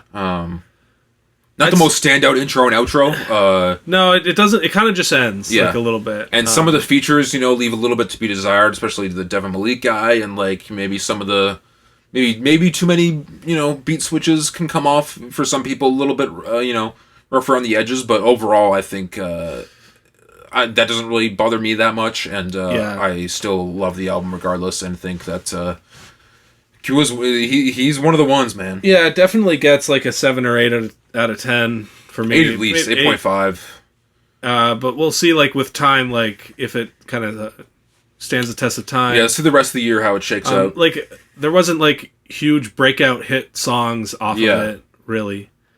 But that wasn't. I don't think that was his intention. That wasn't like the we intention, were talking about before. Like he was just trying to make an album for himself, which is a good thing. I love when rappers, do shit for themselves. I feel make some great shit most of the time. You hopped on all the trends back. Dude, I'm a trend hopper. Wave rider. Freaking Oppa Gangnam Style, dude. That's the thing. But at my core, I'm a hipster because I never heard Gangnam Style all the way through. Why are you whispering? Because the vocoder. It's good. Josh could do whatever he wants with it. He has the power to fuck with my voice. I got my finger on the button. This is the most influence Josh has had on the podcast in a long time. He's gonna fuck the whole thing up right here. But Josh did a great job hosting our last game. Thank you. Go check it out. 6 Degrees of Rappers. That was fun. Good time. Yeah, one of these days, we're gonna sell that game to Jimmy Fallon for $6. Plus, we get to show up plus interest and disrobe live on air. That's the one stipulation. Is that we? All right. I'm with. They're gonna have to take it. It's an trust offer. Your vision. It's an offer they can't refuse. Because think about it, $6. You're never gonna get something that cheap. And they can't refuse it anyway because I'm gonna be there no matter what. I'll show up and I'll be in a robe, and there'll be nothing underneath. I will be on TV committing sexual terrorism to Jimmy Fallon. And Chance the Rapper's in the background, just shocked. He has like 9 of the hats on all of it. He's just like stacking them now. He's just building them up like fucking Pokemon cards. Like widen the lens to catch the amount of Chance hats that he has on his head. Built him up like Doug Dimmadome. Chance the Rapper is the Doug Dimmadome of fucking rap, though. Yeah, well, that's what I said about like that. I said that Kid Cudi was he raps like Doug Dimmadome. That's true. We'll talk about Kid Cudi because he did drop a new thing. We're talking about. I didn't listen to it. Good for you. Was it any good? It's better than Insano. It's about as long as Insano, but it's a whole other album. It's ridiculous. It's another 58 minutes of my life, and it's still not that good, but it's better. There's some Pusha T song is good. How does this affect the big three? Kid Cudi, I've been seeing it pop up ads for him going on tour with Pusha T and Earth Gang or something. That sounds right to me. It was like... Was Jaden Smith involved? Jaden Smith too. I feel like Jaden Smith is always kind of in the background. I'm trying to. But yeah, what a weird. Would you want to go to a show like that? It would be. I don't want to hear the new Kid Cudi songs, really. Yeah, but seeing Push. I know, that's the thing. It is Jaden Smith, yeah. But I think Earth Gang also might be on like certain days. But Toronto is Jaden Smith. Oh, okay. There's no way. I'm just an icon living. Dude. Seen that Batman song live? That's bucket list shit right there. That's what I'm trying to see. What if he brings out Will? His dad. Just Will slaps Jaden Smith on the fucking face. Dude. That'd be crazy. Yeah, I don't know. Did you like any of the new Kid Cudi's? Was it worth it to listen to at all? No, it's not really. Okay. Listen to the Push track, I think, would be the one I would say. All right. I'll put and it's like, there's a song from like 2007 that's like just a leak from a while ago. That's like it's good because it's like early Cudi and there's more, there's better instincts there, I guess, right. just when he was younger. But yeah, still not all that great. Let's get deep. Let's get dark. Let's talk about MGK. Yeah. Let's get sad. I don't know about you guys, but if I were to summarize my life like in a it would be genre let's say, I think my genre would be sad boy. Not with an I, but with a Y. Yeah. Me too. Ever since I tattooed my entire body black, I don't know. It's a darker person generally, and like the demon took control. I saw this. I was like, MGK. Like, I don't think it's really that great art, but like, I just kind of support it because I think he's a funny guy. It's a spectacle, and it's just a spectacle to me. It's like all like sometimes he has some bars. Like he's an entertaining enough rapper to listen to. He's not that bad of a rapper. Like, he can rap. It's just the subject matter that he chooses, and the lyricism is so terrible mostly that it's not really worth it. But he has the ability to rap. He's just a fun character in hip hop to me. And adding the Goblin himself, Trippie Redd, into the equation. Who would have thought it? When I first saw this was coming out, I was so excited for the Rapcast because I'm like, ooh, this is perfect. This is prime material to dive into. When I see the, like I shared the cover to the Facebook this morning, and it was just like, it's such a meme picture. Like it could be like POV. Your order just got fucked up at McDonald's, or like something like. These are like the two line cooks that are like behind, like screwing up the whole thing. He's Trippie Redd's hat.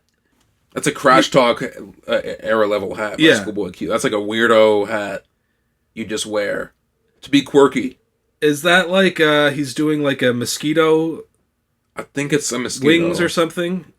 Point is, I could never be that fashionable.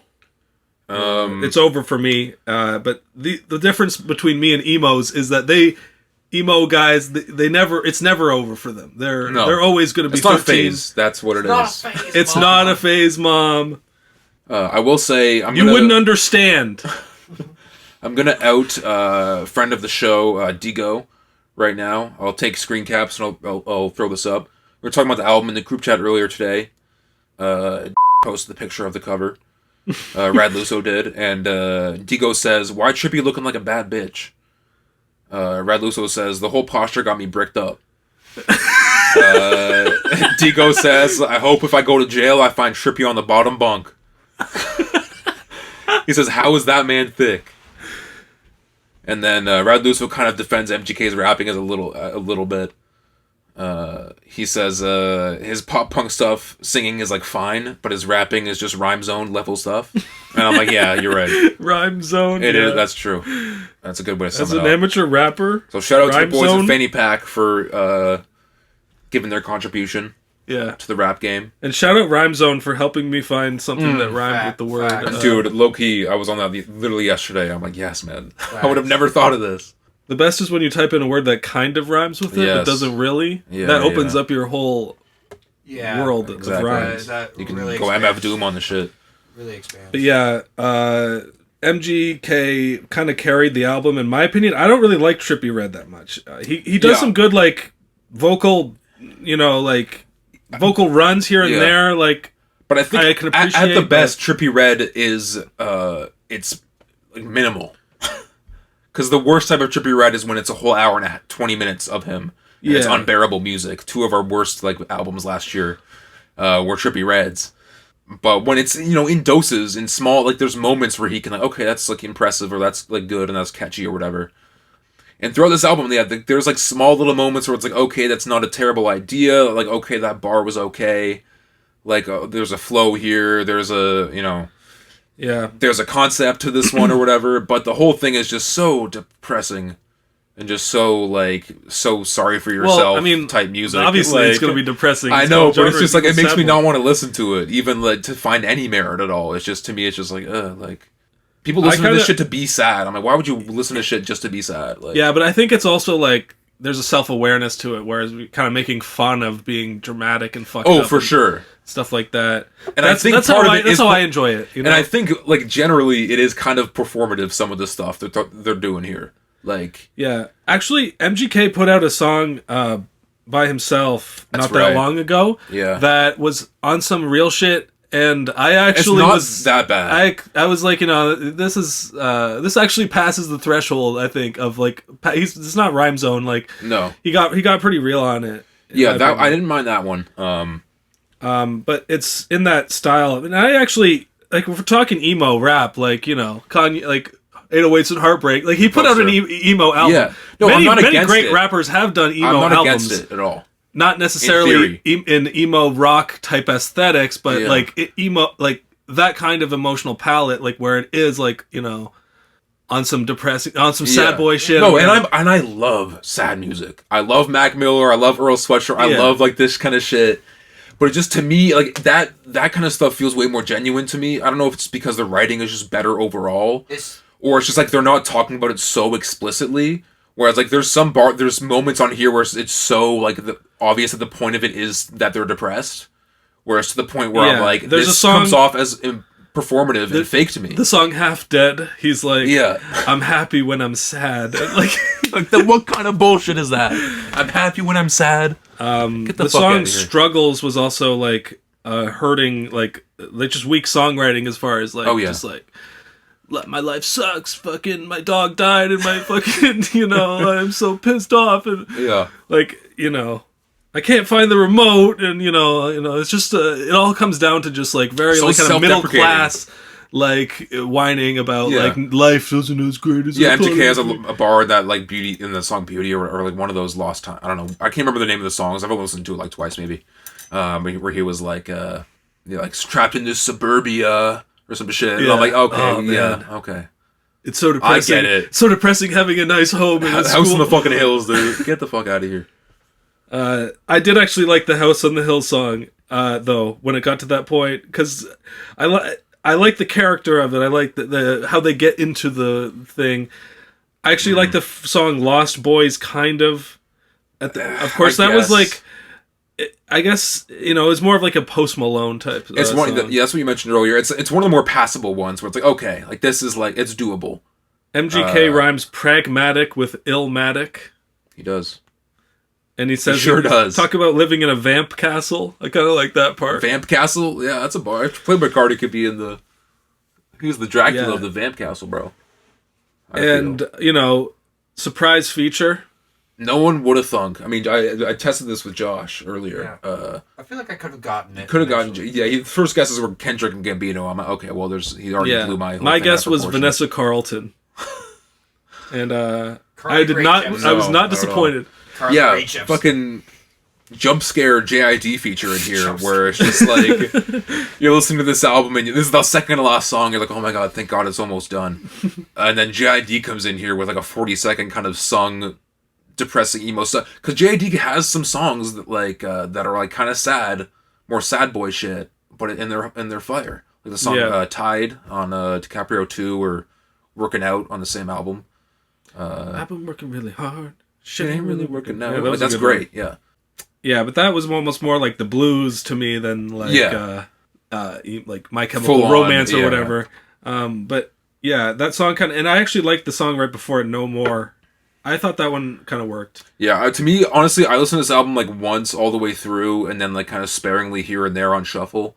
And nothing registered really. Yeah. I can't differentiate a single thing. There's some bars I definitely want to talk about.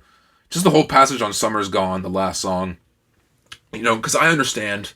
What's his first name? Colson? I don't actually know what you're talking about here. What? MGK's first name. Is it Colson? Kelly. No. His last name is Machine Gun. Oh, that's it. Kelly, a machine gun, that is. We understand that you fumbling a bad bitch. Him and Megan Fox. Split up. Done. Yeah, they're over. Which makes sense given this material. And he's in his fucking hours. Didn't they do a thing with the ring where it was like some fucking coil around it so that like you couldn't ever take the ring off or something, like some, or was it like a blood diamond? I don't know. It was like some real unethically farmed. Some real, you know. Well, I think they drank each other's blood or something at some point. Yeah. Like, it's, maybe it's for the best they're no longer together, but the point is that, like, contextualizing this album, okay, this makes sense. Trippie's been on his emo shit for a while. Yeah. MGK just broke up with Megan Fox. Let's go. I'm for it. But the lyrics, I want to give Josh a taste mainly about this album, what you can expect on it. I'm going to read almost this whole verse by MGK on the song Summer's Gone. I can't quiet my thoughts. Don't let them out this Pandora's box. I ruined my wedding. Now I wish I had a rope so I could still tie the knot. Okay, that was good. Leave my body cold as the north, hanging from the ceiling fan, spinning in circles, die young, leave a beautiful corpse. I know that it's selfish, but it ain't to hurt you. I needed some peace from the war in my head. I've been fighting for 20 years. Way too much PTSD to smile about anything, even if I have veneers. Oh. Only therapy that's working is when I'm on this microphone with my engineers. These songs are the only way I can communicate with you when I'm no longer here.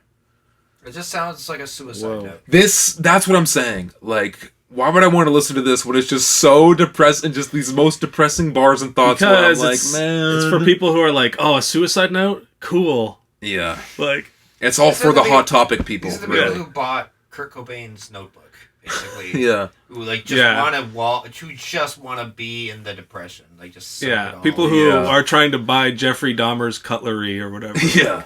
Oh, it's cool. I'm owning a piece of evil Ed history. Gein's fucking lampshade made out of human flesh. Yeah, man, I'll fucking buy that shit. Yeah, I mean, there's a lot of pretty deranged people out here, but I think if you take it with a grain of salt, like everyone feels like they're gonna kill themselves sometimes, like.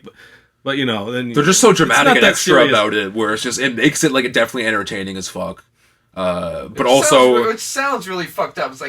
It's like the people who are actually suicidal who are like, please get help. Like, do that. But it's like out of context, that sounds fucked up. Like, just saying. No, for sure. And underneath is the number you can call it. And here underneath is the Logic song you can listen to. Oh my god. There's so many Logic songs for that you have to specify, man. Yeah. He's helped me and so many other people live their best lives. Every day. Every day, yay, yay, yay. Every day, in 15 million ways, I listen to each and every Logic song. I mean, do we have anything left to say? No, I mean, whatever. It was cool. It's whatever, man. I saw this one video. Two artists I was trying to actively avoid this year. Here's the thing. I saw this one video of MGK on some red carpet where somebody walks up to them and is like, hey, is mental health, how's your mental health? Or something like that. And he's just like, gets real serious and is like, it's not really where it needs to be yet, but I'm working on it. Good answer. And that's good. That's good. And that is a good answer. Yeah. But the fact that he got so serious and then just walked off like it was all part of a performance thing. Yeah, it almost seems like it's a performance. I think it's just because he is kind of like this golden retriever kind of like level mind, Yeah. So, but that's why I like him, because I think he is just genuine, even though in his own way, even though it's corny. He's genuinely fake. That's a good way to put it. Genuinely fake. Yeah, I like that. Yeah, I'm good. I like celebrities that at least have fun with the whole image and the whole freaking people out stuff. I like that exists, as a thing to gawk at. It's punk. It's Yeah, it's rock and freaking roll, man. What do you think David Bowie was up to? Not to compare the two. Well, you did. All right, David Bowie and MGK. They do kind of look similar. How are we linking this? Oh, David Bowie and MGK. Okay. David Bowie worked with Kanye, no? I don't know if he did any rap features. Josh? Oh, wait. Okay, so David Bowie did the song with Queen. All right. So where does that get us? Gets you nowhere. Sorry to kill the bit. Yeah. Let's move on. Yeah. From something that isn't depressing. Let's wrap up some other things. Let's do Sir while we have the energy and time and respect. Not that much to say, just other than that I really liked Sir's fantastic, album. Really. And it's like going into that listening experience, I was like, I'm gonna survive because I already like all of the songs that have come out beforehand, and they're spread out nicely in the whole album. Exactly. And so this is your first Sir album Am I correct? Yeah, that I've actually listened to all the way through. You know, because when you listen to a new album, then you're like, okay, there's a song I know coming up in 4 songs, so you know that'll save me if I'm not liking it. But everything in between was great as well. What can you say? I mean, it's been a long time coming. I got into Sir, I think only a few years ago, maybe around COVID time. Yeah, the song or the album Chasing Summer is fantastic. Yeah. I haven't gone back deeper. Like I have, I've listened to a few songs, from his earlier stuff, but I still probably prefer Chasing Summer, but it's too early to tell. Because I mean, there's nothing wrong with this album at all. Like, there's no bad songs. There's no it's all solid all the way through. Oh yeah, it's probably. I think it's probably going to end up on my list at the end of the year. 100%. I mean, because we got some singles a few years ago. Even some of these songs are old, but they're still as fire as they ever were. Like the song "Life Is Good" and "Satisfaction," "Nothing Even Matters." Those have been out for a while. That's the one that kind of got me into Sir. I hadn't heard "Satisfaction." Much, yeah. I haven't gone that far back into his discography yet, but I've been looking forward to this one for sure. Yeah, it's one of the most anticipated. It really is a good blend of R&B with hip hop aesthetics at times as well. But he has instrumentals definitely borrow from, and he has a great vocal range and does different things on different songs, like the No Evil performance. What got really. Which is a song I like even more and more now. Yeah. In the because I was super into it when it came out, because I'm like, I didn't know he could sing like this. Yeah. Because he's in Chasing Summer, it's a great album, but he's generally hitting the same, general range. But No Evil was okay, this is on some Gambino shit almost. This is even surpassing that. He's a fantastic singer. There's a good concept to that song too, the writing wise, about understanding that it could be ego and it could be pride and other things, but believing in yourself that you're not bad, you don't actually have bad intentions. It's just life happens, exactly. And this whole album is full of that kind of stuff, similar to ScHoolboy Q in a way, of maturing and realization and introspection, because I think during this album he was going through some difficulties in his marriage, I think, or at least long-term relationship. Where there was some infidelity, and he was I read this interview where he was doing way too much coke, way too many pills, he was really bad for a while, but he's getting a lot better, and this album kind of saved him in a way. That's why it's called heavy, because it's there's some heavy shit. Yeah, and there's definitely a theme of the weight of the world over him, and all the expectations, taking control, and losing control, and it's really mature in terms of the storytelling aspect, and the gems that he's trying to give away. For sure. And one of the early... excellent performances as well from everybody that shows on. From Ty Dolla $ign, Anderson .Paak, all the people that you wanted to hear. Yeah, come on. All the TDE people, all the LA scene people that you would want to see doing a song with Sir. That Karma song with Isaiah Rashad, was a gem early on, too. That was... got into my head so quickly. Karma coming, Karma coming, Karma coming. Great, again, mix of, hip-hop, R&B shit. It has something to say, it's heavy, man. It's great. It even reminds me of old school Kendrick in a way, man. The lessons he tells on the songs and stuff. But that British guy who shows up was pretty cool too. Even Scribs Riley. Brighter, the outro track. Yeah, he went gospel on that one. That was one of my faves. So for a great outro, doing kind of the really more soulful ending in that way was definitely intentional. But kind of talking about relationship wise, being we're this is brighter days, this is it, we're we've been through some rough shit, but here we are, we good. Yeah. Only Human was a great track in that vein as well. Just the whole thing was great, really. Artist, I'm Not Perfect with Absol. I could go on, but Poetry Emotion with Anderson .Paak is so fucking smooth. 6 Whole Days, the weird instrumentation on that one is crazy. The kind of off kilter beat. Yeah, it's this bluesy piano kind of thing. I think you would really enjoy it, Joe, if you're trying to get more into R&B shit. Search this one and Chasing Summer are really great. Yeah, he's proven to be one of the a mainstay in R&B right now. Fuck, man. Yeah. At least to me, he's up there with Lucky Day and Daniel Caesar with me, and all these guys. Yeah, but and it's interesting how his music is still very unique from all those other contemporary R&B artists. Yeah. It doesn't sound it's it's very him. Yeah, 100%. Another raw album from TDE, man. They're fucking Top dog. They top dogs out here. They all killing it. Dude, who's the guy that they call a Punch or what was his name? Yeah, Punch or Top. There's a few of them. Yeah. Yeah. Somebody call Top. Get Top on the phone. Get Top on the phone.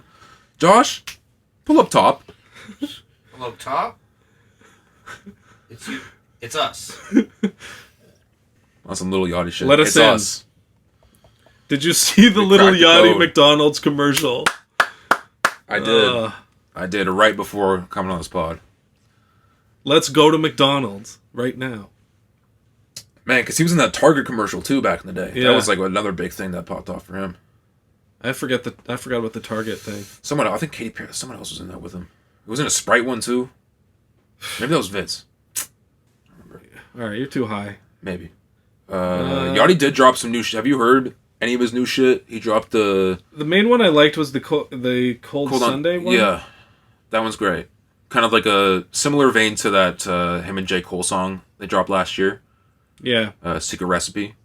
Kind of like interesting like flow over the beat, but kind of it's more of a boom bap, kind of like Griselda almost, Alchemist type beat. More of like an instrumental based beat. Just proves again that Yachty can, hold his own rapping wise on that kind of shit. And then the new one he dropped, like something Ether, is what it's called.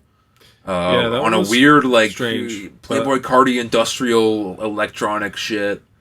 I like it, but also it's not really music that I tend to listen to. So it's like not really gonna go back to it all that much. Yeah, but in the age of collab albums, I'll fuck with it. Who should Lil Yachty collab with next? Drake? It should have been Juice, I would think. But no, not Drake. Let's do an Alchemist one. Fuck it. Yeah. Let's do Lil Yachty Alchemist. For real, be that cool. would be insane. Yeah, that would be cool. I could see that happening. No, for sure. Because I think he listens to I think he said one of his favorite rappers is Earl Sweatshirt. Like he was like giving big ups to him. So again, I wanted to I want to get more connections for the 6 Degrees, man. The whole world exists so that I can win the next time we play that game. I've been keeping things in the tuck. Oh yeah, we gotta just write them down just for when we Well, someone was playing the Eminem Rihanna song the other day, "The Monster." I'm friends with the and I was thinking, okay, that's a good connection. It could connect a lot of different worlds. Well, "Love the Way You Lie" is even the other easier. one too. That's a bigger song. He had a stranglehold on Rihanna for a few years. Well, so did Chris Brown. Jesus Christ. Let's go, Rapcast. That's the kind of 64. joke you get into. Suicide jokes, domestic violence jokes. I wasn't joking about the suicide. I was just saying it's like, come on, man. This is so depressing. Why would you want to listen to this? That was more so my point. You were making a serious point, and I turned it into a joke. Yes. As we do on this podcast. What I else? liked the Tierra Whack album a lot. Okay. I saw Gambino shouted that out. It's just real, I don't know, creative. I don't really remember. I can't. It's too late in the pod for me to really think of anything, but there was a song X that I liked. Mm-hmm. Song Snake Eyes. Did X have to refer to Twitter? No, it was about like an X. Oh, okay. Like there's good concept type songs, and she's a skilled rapper, almost in like a more of an old school punchline kind of way. But it's I don't know, kind of just it's unique. Yeah. It's like it feels like it's from some other era, some other lost era of music. Yeah, you know. I think I heard a few songs on that. What was that? Whack World is one of her first albums, some shit like that. Yeah, I mean the main thing I knew her from was that feature on that one Lil Yachty song from TD, the one with Tyler and Rocky. Yeah, and I thought she had song. a good verse on that one too. Definitely going to give that one some more listens. One more. Let's do one more little TDE segment. You heard the new SZA song? I did remember. I don't really remember that song. Right. Like I heard it, but like I don't. Really I was listening to it, and it's another very like. I mean, she kills it. First of all, obviously, she's been on a historical run. All her songs are great. But yeah, kind of very like what's life in this terror dome? Why do I feel so terrible? Trying to I wish I was on Saturn trying to escape from this life. Why are things like this? Kind of like Yeah. More pessimistic outlook on the world, but still like a beautifully sung and well done, well constructed song. So I hope she still kills it. She keeps killing it. Come with the Machine song with Joey Badass. It's just fire. Yeah. What can you say? There's a whole guitar. I love that they collabed. Part that in it. What? Sorry. They use like a guitar, like kind of rock. Oh yeah, that kind of solo. Yeah. There's this song by a Palestinian rapper from Detroit called "Gaza Strip to Detroit." Okay. That's been showing. That's been like Can we get a popping 20-second off snippet, if need be?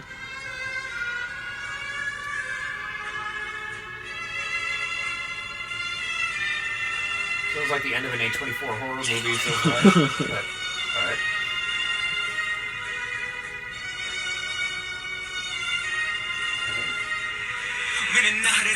Palestine gon' be free. The occupation want me dead so you can fuck around and see. I got resistance in my blood and that shit loaded in my Jeep. How you killing all these babies but still talk about some peace? While y'all was banging hoods you don't even own. I was banging my Kufia trying to get back home. My youngins fight tanks with these rocks, ain't no Rolling Stone. They cut the internet, my cousin can't pick up the phone. They done try to take us off the map. Like, it's he nasty, bro. Yeah. He like, nasty with it. Woo! That's like fire. it's so cool to hear like the Detroit rapping style, but about that subject. Yeah, it's pretty cool. That's wild, man. Yeah, he's kind of been showing up on my TikTok a bit lately, so I had to shout out to him, man. Yeah. Speaking of good stuff, Mustafa, another new track called Iman, I believe it's pronounced. Really just beautiful stuff again. Like, what can you say?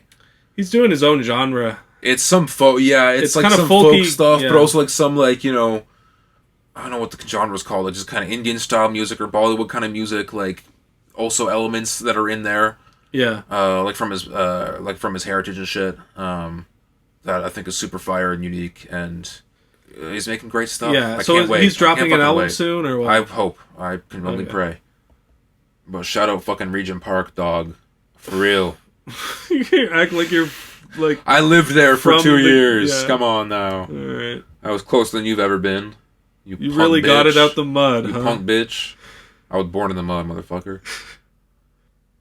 I rep Hammer City now, baby. Come get me. Yeah, you trash, dude. You trash for that. And we don't have to censor it because it's such a huge city that you'll never find me. Yeah. Unless you go to the Pizza on Main Street. No. This new Free Nationals Anderson .Paak ASAP Rocky joint is insane. My only comment was Free Rocky. Was Rocky stop doing side missions and drop the damn album? Yes, please, dude. He spazzes on that. Like I do love. Yeah, it's a great dude. song and all, but like, I need more than just one song. I'm getting sick of it, dude. Yeah, come on, Rocky, square up if you're out there. Yeah. Put up or shut up. New Gene Dawson EP as well. Really hard, really fire. Does a Spanish song. Out of the blue. We got so much music that was all great. Yeah. Look at this. We're eating. Y'all say rap hip-hop is dead. Fuck you. Branch out. We do the pod once a month. So, like, it just piles up. Sometimes it happens, and sometimes it's, like, all pretty good. A new Mac Miller song drop, we blessed, bro. We're I actually haven't heard that one yet. It's called The Quest. It was on the vinyl originally, the 10th anniversary, which I copped. It's a crazy fucking box set with posters and fucking, like, vinyls are so sick, and there's a single where it's just the song. And I think the OG version of Star Room that also dropped like last year, I think. A different beat or sweatshirts on it for like a second or two. So it's that one and this new song, The Quest. So I heard it before, but then getting it on streaming, so it's just hitting streaming. But getting it on there is dope. Super fire. Nice. Very reminiscent of that era. So if you fuck with that era of Mac 2013 shit, check it out. So we want to talk about some of these Ex-Brockhampton members? Yeah, let's do it. We got Dom, we got Matt Champion dropping, we got Joba doing a funky little YouTube video out there with his live band looking like doctors. Yeah. That's fire. Respect to him. That was great. The Joba one is fantastic. It's super funky, super Beatles-esque, super... He's in his own bag. Yeah. It's... Jamiroquai is like a really good sort of like acid jazz kind of artist. Acid jazz. This shit. I gotta listen to this shit. I gotta listen to acid jazz. But Acid fuck jazz Rapcast. Acid jazz is fire. Dude, the acid jazz cast? Are you kidding me? That could fucking do numbers. I'll play you some Jamiroquai later. It's fire. Dude, we should do acid the next time we do the pod. 100%. Are you down? I'm with you. With you all the way. Come on. It'll be a train. Put my life in your fucking hands. Yeah. We're gonna get a live studio audience for that one. That one's gotta be. That one's gotta be.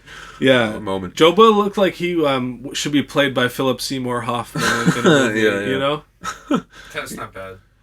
Yeah, he put that shit on, bro. That he got that sweater on, the glasses, the hair. That's my favorite thing about this Brockhampton shit is that they're all just doing their own style and they're all in their own bag. Like, because Matt Champion's on like the fucking Dominic Fike type bag of like doing some indie rock, but also kind of experimental shit at the same time.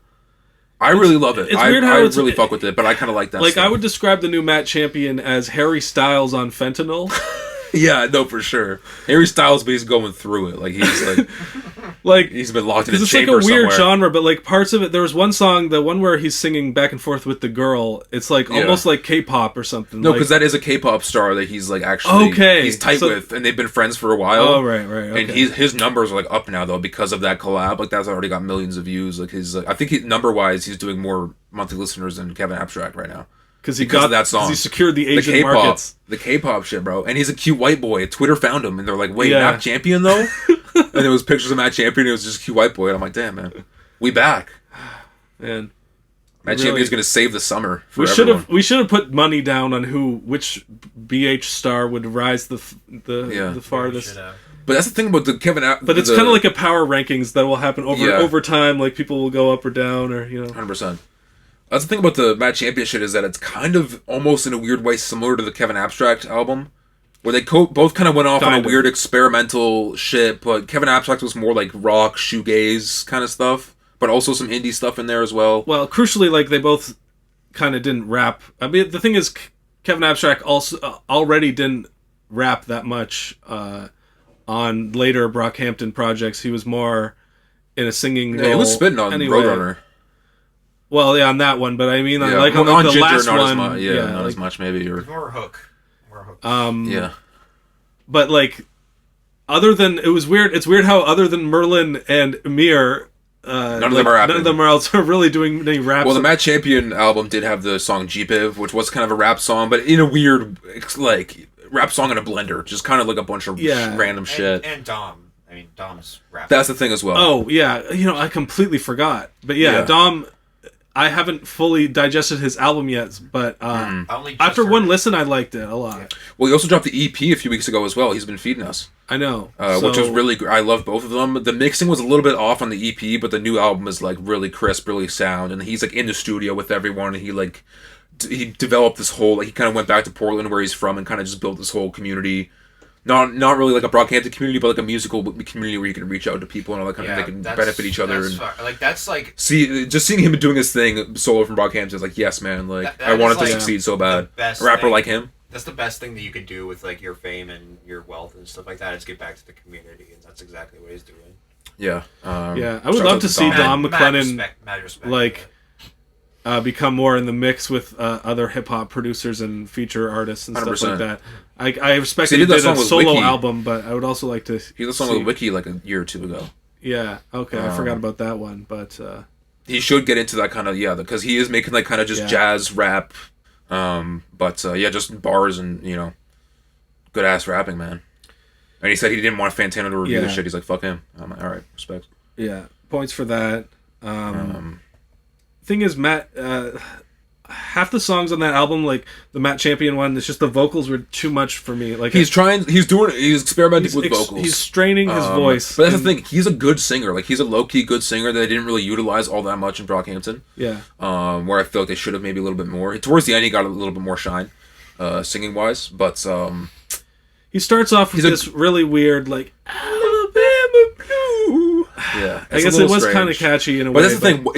It gets it's earwormy, which is what I fucking like about some of the shit. Is like Aphid did kind of grow on me the more I listened to it. Aphid is great. It's just like you have to kind of strain to hear the chorus properly, and then once you kind of like get into the groove of it. There's grooves and there's like really catchy Brockhampton-y, like sticky chorusy moments that I really fuck with. Just in but it's in a whole different like viewpoint. You know what I'm saying? The song Slug is also a little bit weird to me. Like, some of the vocal inflections and some of the stuff he does on here is experimental, and I respect it, but it's not, could have been better. But a lot of the ones that aren't too excited is great. Dogfish is like a cute, like, simple one. Purify, Project, Meeting You. Yeah, I like this one quite a bit. I think we covered most of it. Yeah, what do you think? Oh, our boy Big Sean's back. Right quick. Pew pew pew pew pew pew pew pew pew. He's been doing the pew pew pews for too long now, I think. Am I wrong? It's the least coolest way to do gun noises I've ever heard. Yeah. Oh, the buck, like, pew, pew, pew. It's like yeah, a little kid. A little kid playing Star Wars. Yeah. It's like Shraj. Was it even a pew pew? It was like a... Yeah, he's just spitting into the mic. I guess, yeah, if you had to sound it out, it would just be P-E-W. Yeah. Because he did that on the last album. He did it on I Decided, too. Like, he's been doing that shit. Yeah. Like, I think on Bounce Back he did that. I don't know. One of those ones. Somebody take his silencer away. Stop trying to silence Big Sean, guys. Let him blossom. When I saw he dropped the video on YouTube, I went down and looked at the comments and all the people being, oh, Big Sean, like, everyone talk about the big three. Big Sean should be in the conversation. All right. And I like Big Sean, but no. Yeah, I'm totally with you on that one. There's an argument to be made that he would be like a top 10 rapper in the game. Maybe. At least from his generation, maybe. Like, in a specific time period, he was really, he's really with that, and he had a few great albums in a row. And Detroit, too, I liked a lot. It's just that, like, I don't know. It's just, I mean, he put out an album, like, that was in 2020 or something. So, something like that. 4 years ago. It's starting to slip away a little bit, but, like, if he puts out another great, like, who's to say? Solid. And he's capable of it. I Decided, great album. Like, he definitely, but he's just definitely not in the top 3, though, in my opinion. Because most people, they say, Big Sean, like, what? Who's that? Or it's like, that's so 2015. Oh, from Bounce Back or whatever? I don't know. But he did a Tiny Desk. Did you see the Tiny Desk? I peeped that, and as a Big Sean fan, I did enjoy some of the... It was cool getting some of the throwbacks, for sure. Yeah. Maybe not the best Tiny Desk in the world, but, his music doesn't really necessarily... I don't really need Big Sean music with violins, you know what I'm saying? I kind of just want, like, just rap shit. He's a good rapper. And a new song, Pressured, he's rapping. Did you see somebody did the first Tiny Desk mosh pit? I did see that. Yeah, I did. Yeah.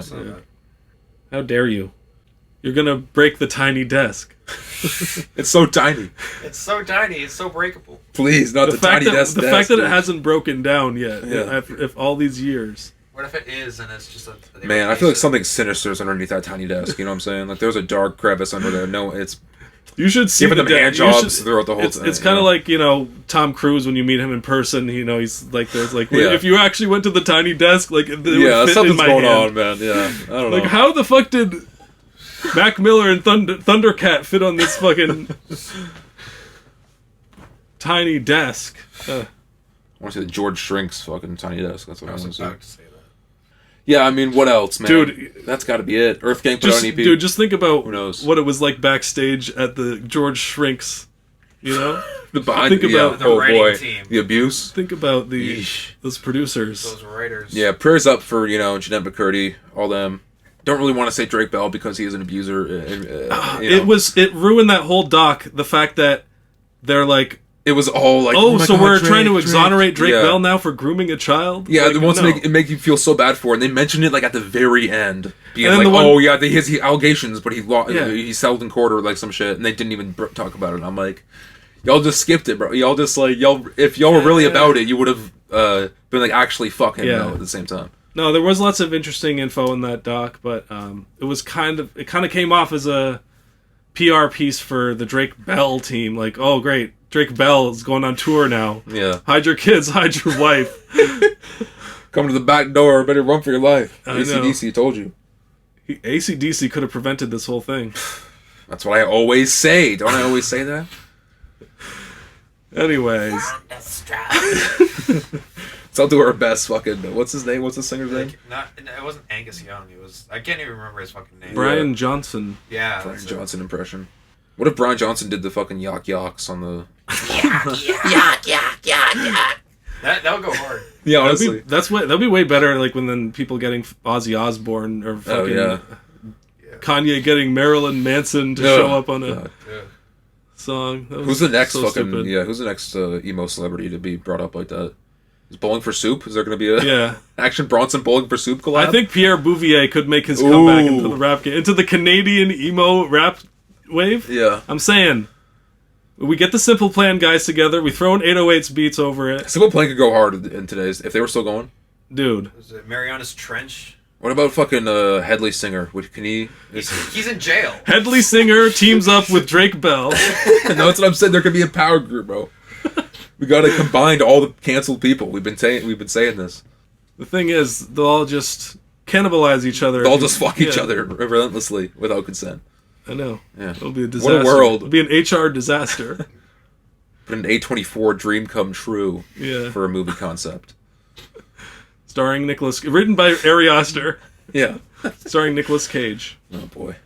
All right, I think we've wasted enough time. Rapcast 64. Love us, support us, subscribe to us, follow us, give us stars, give us love, give us kisses and hugs. And Not me, though. Positive vibes all around. Yeah.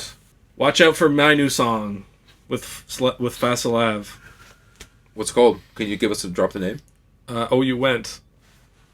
Oh, You Went parody. Oh, that's right. I'm excited for that. Yeah. Getting in my Young Thug bag. As we all should. Boys, let's get arrested tonight. Let's get arrested. We're going to court. We're going to be with Thug. I thought you were saying something We're going to be about with Thug. getting well rested tonight. I was like, well, That too. Like, man, what the fuck? Y'all niggas can't tell me nothing. Stay grinding till I see blood. Like, man, what the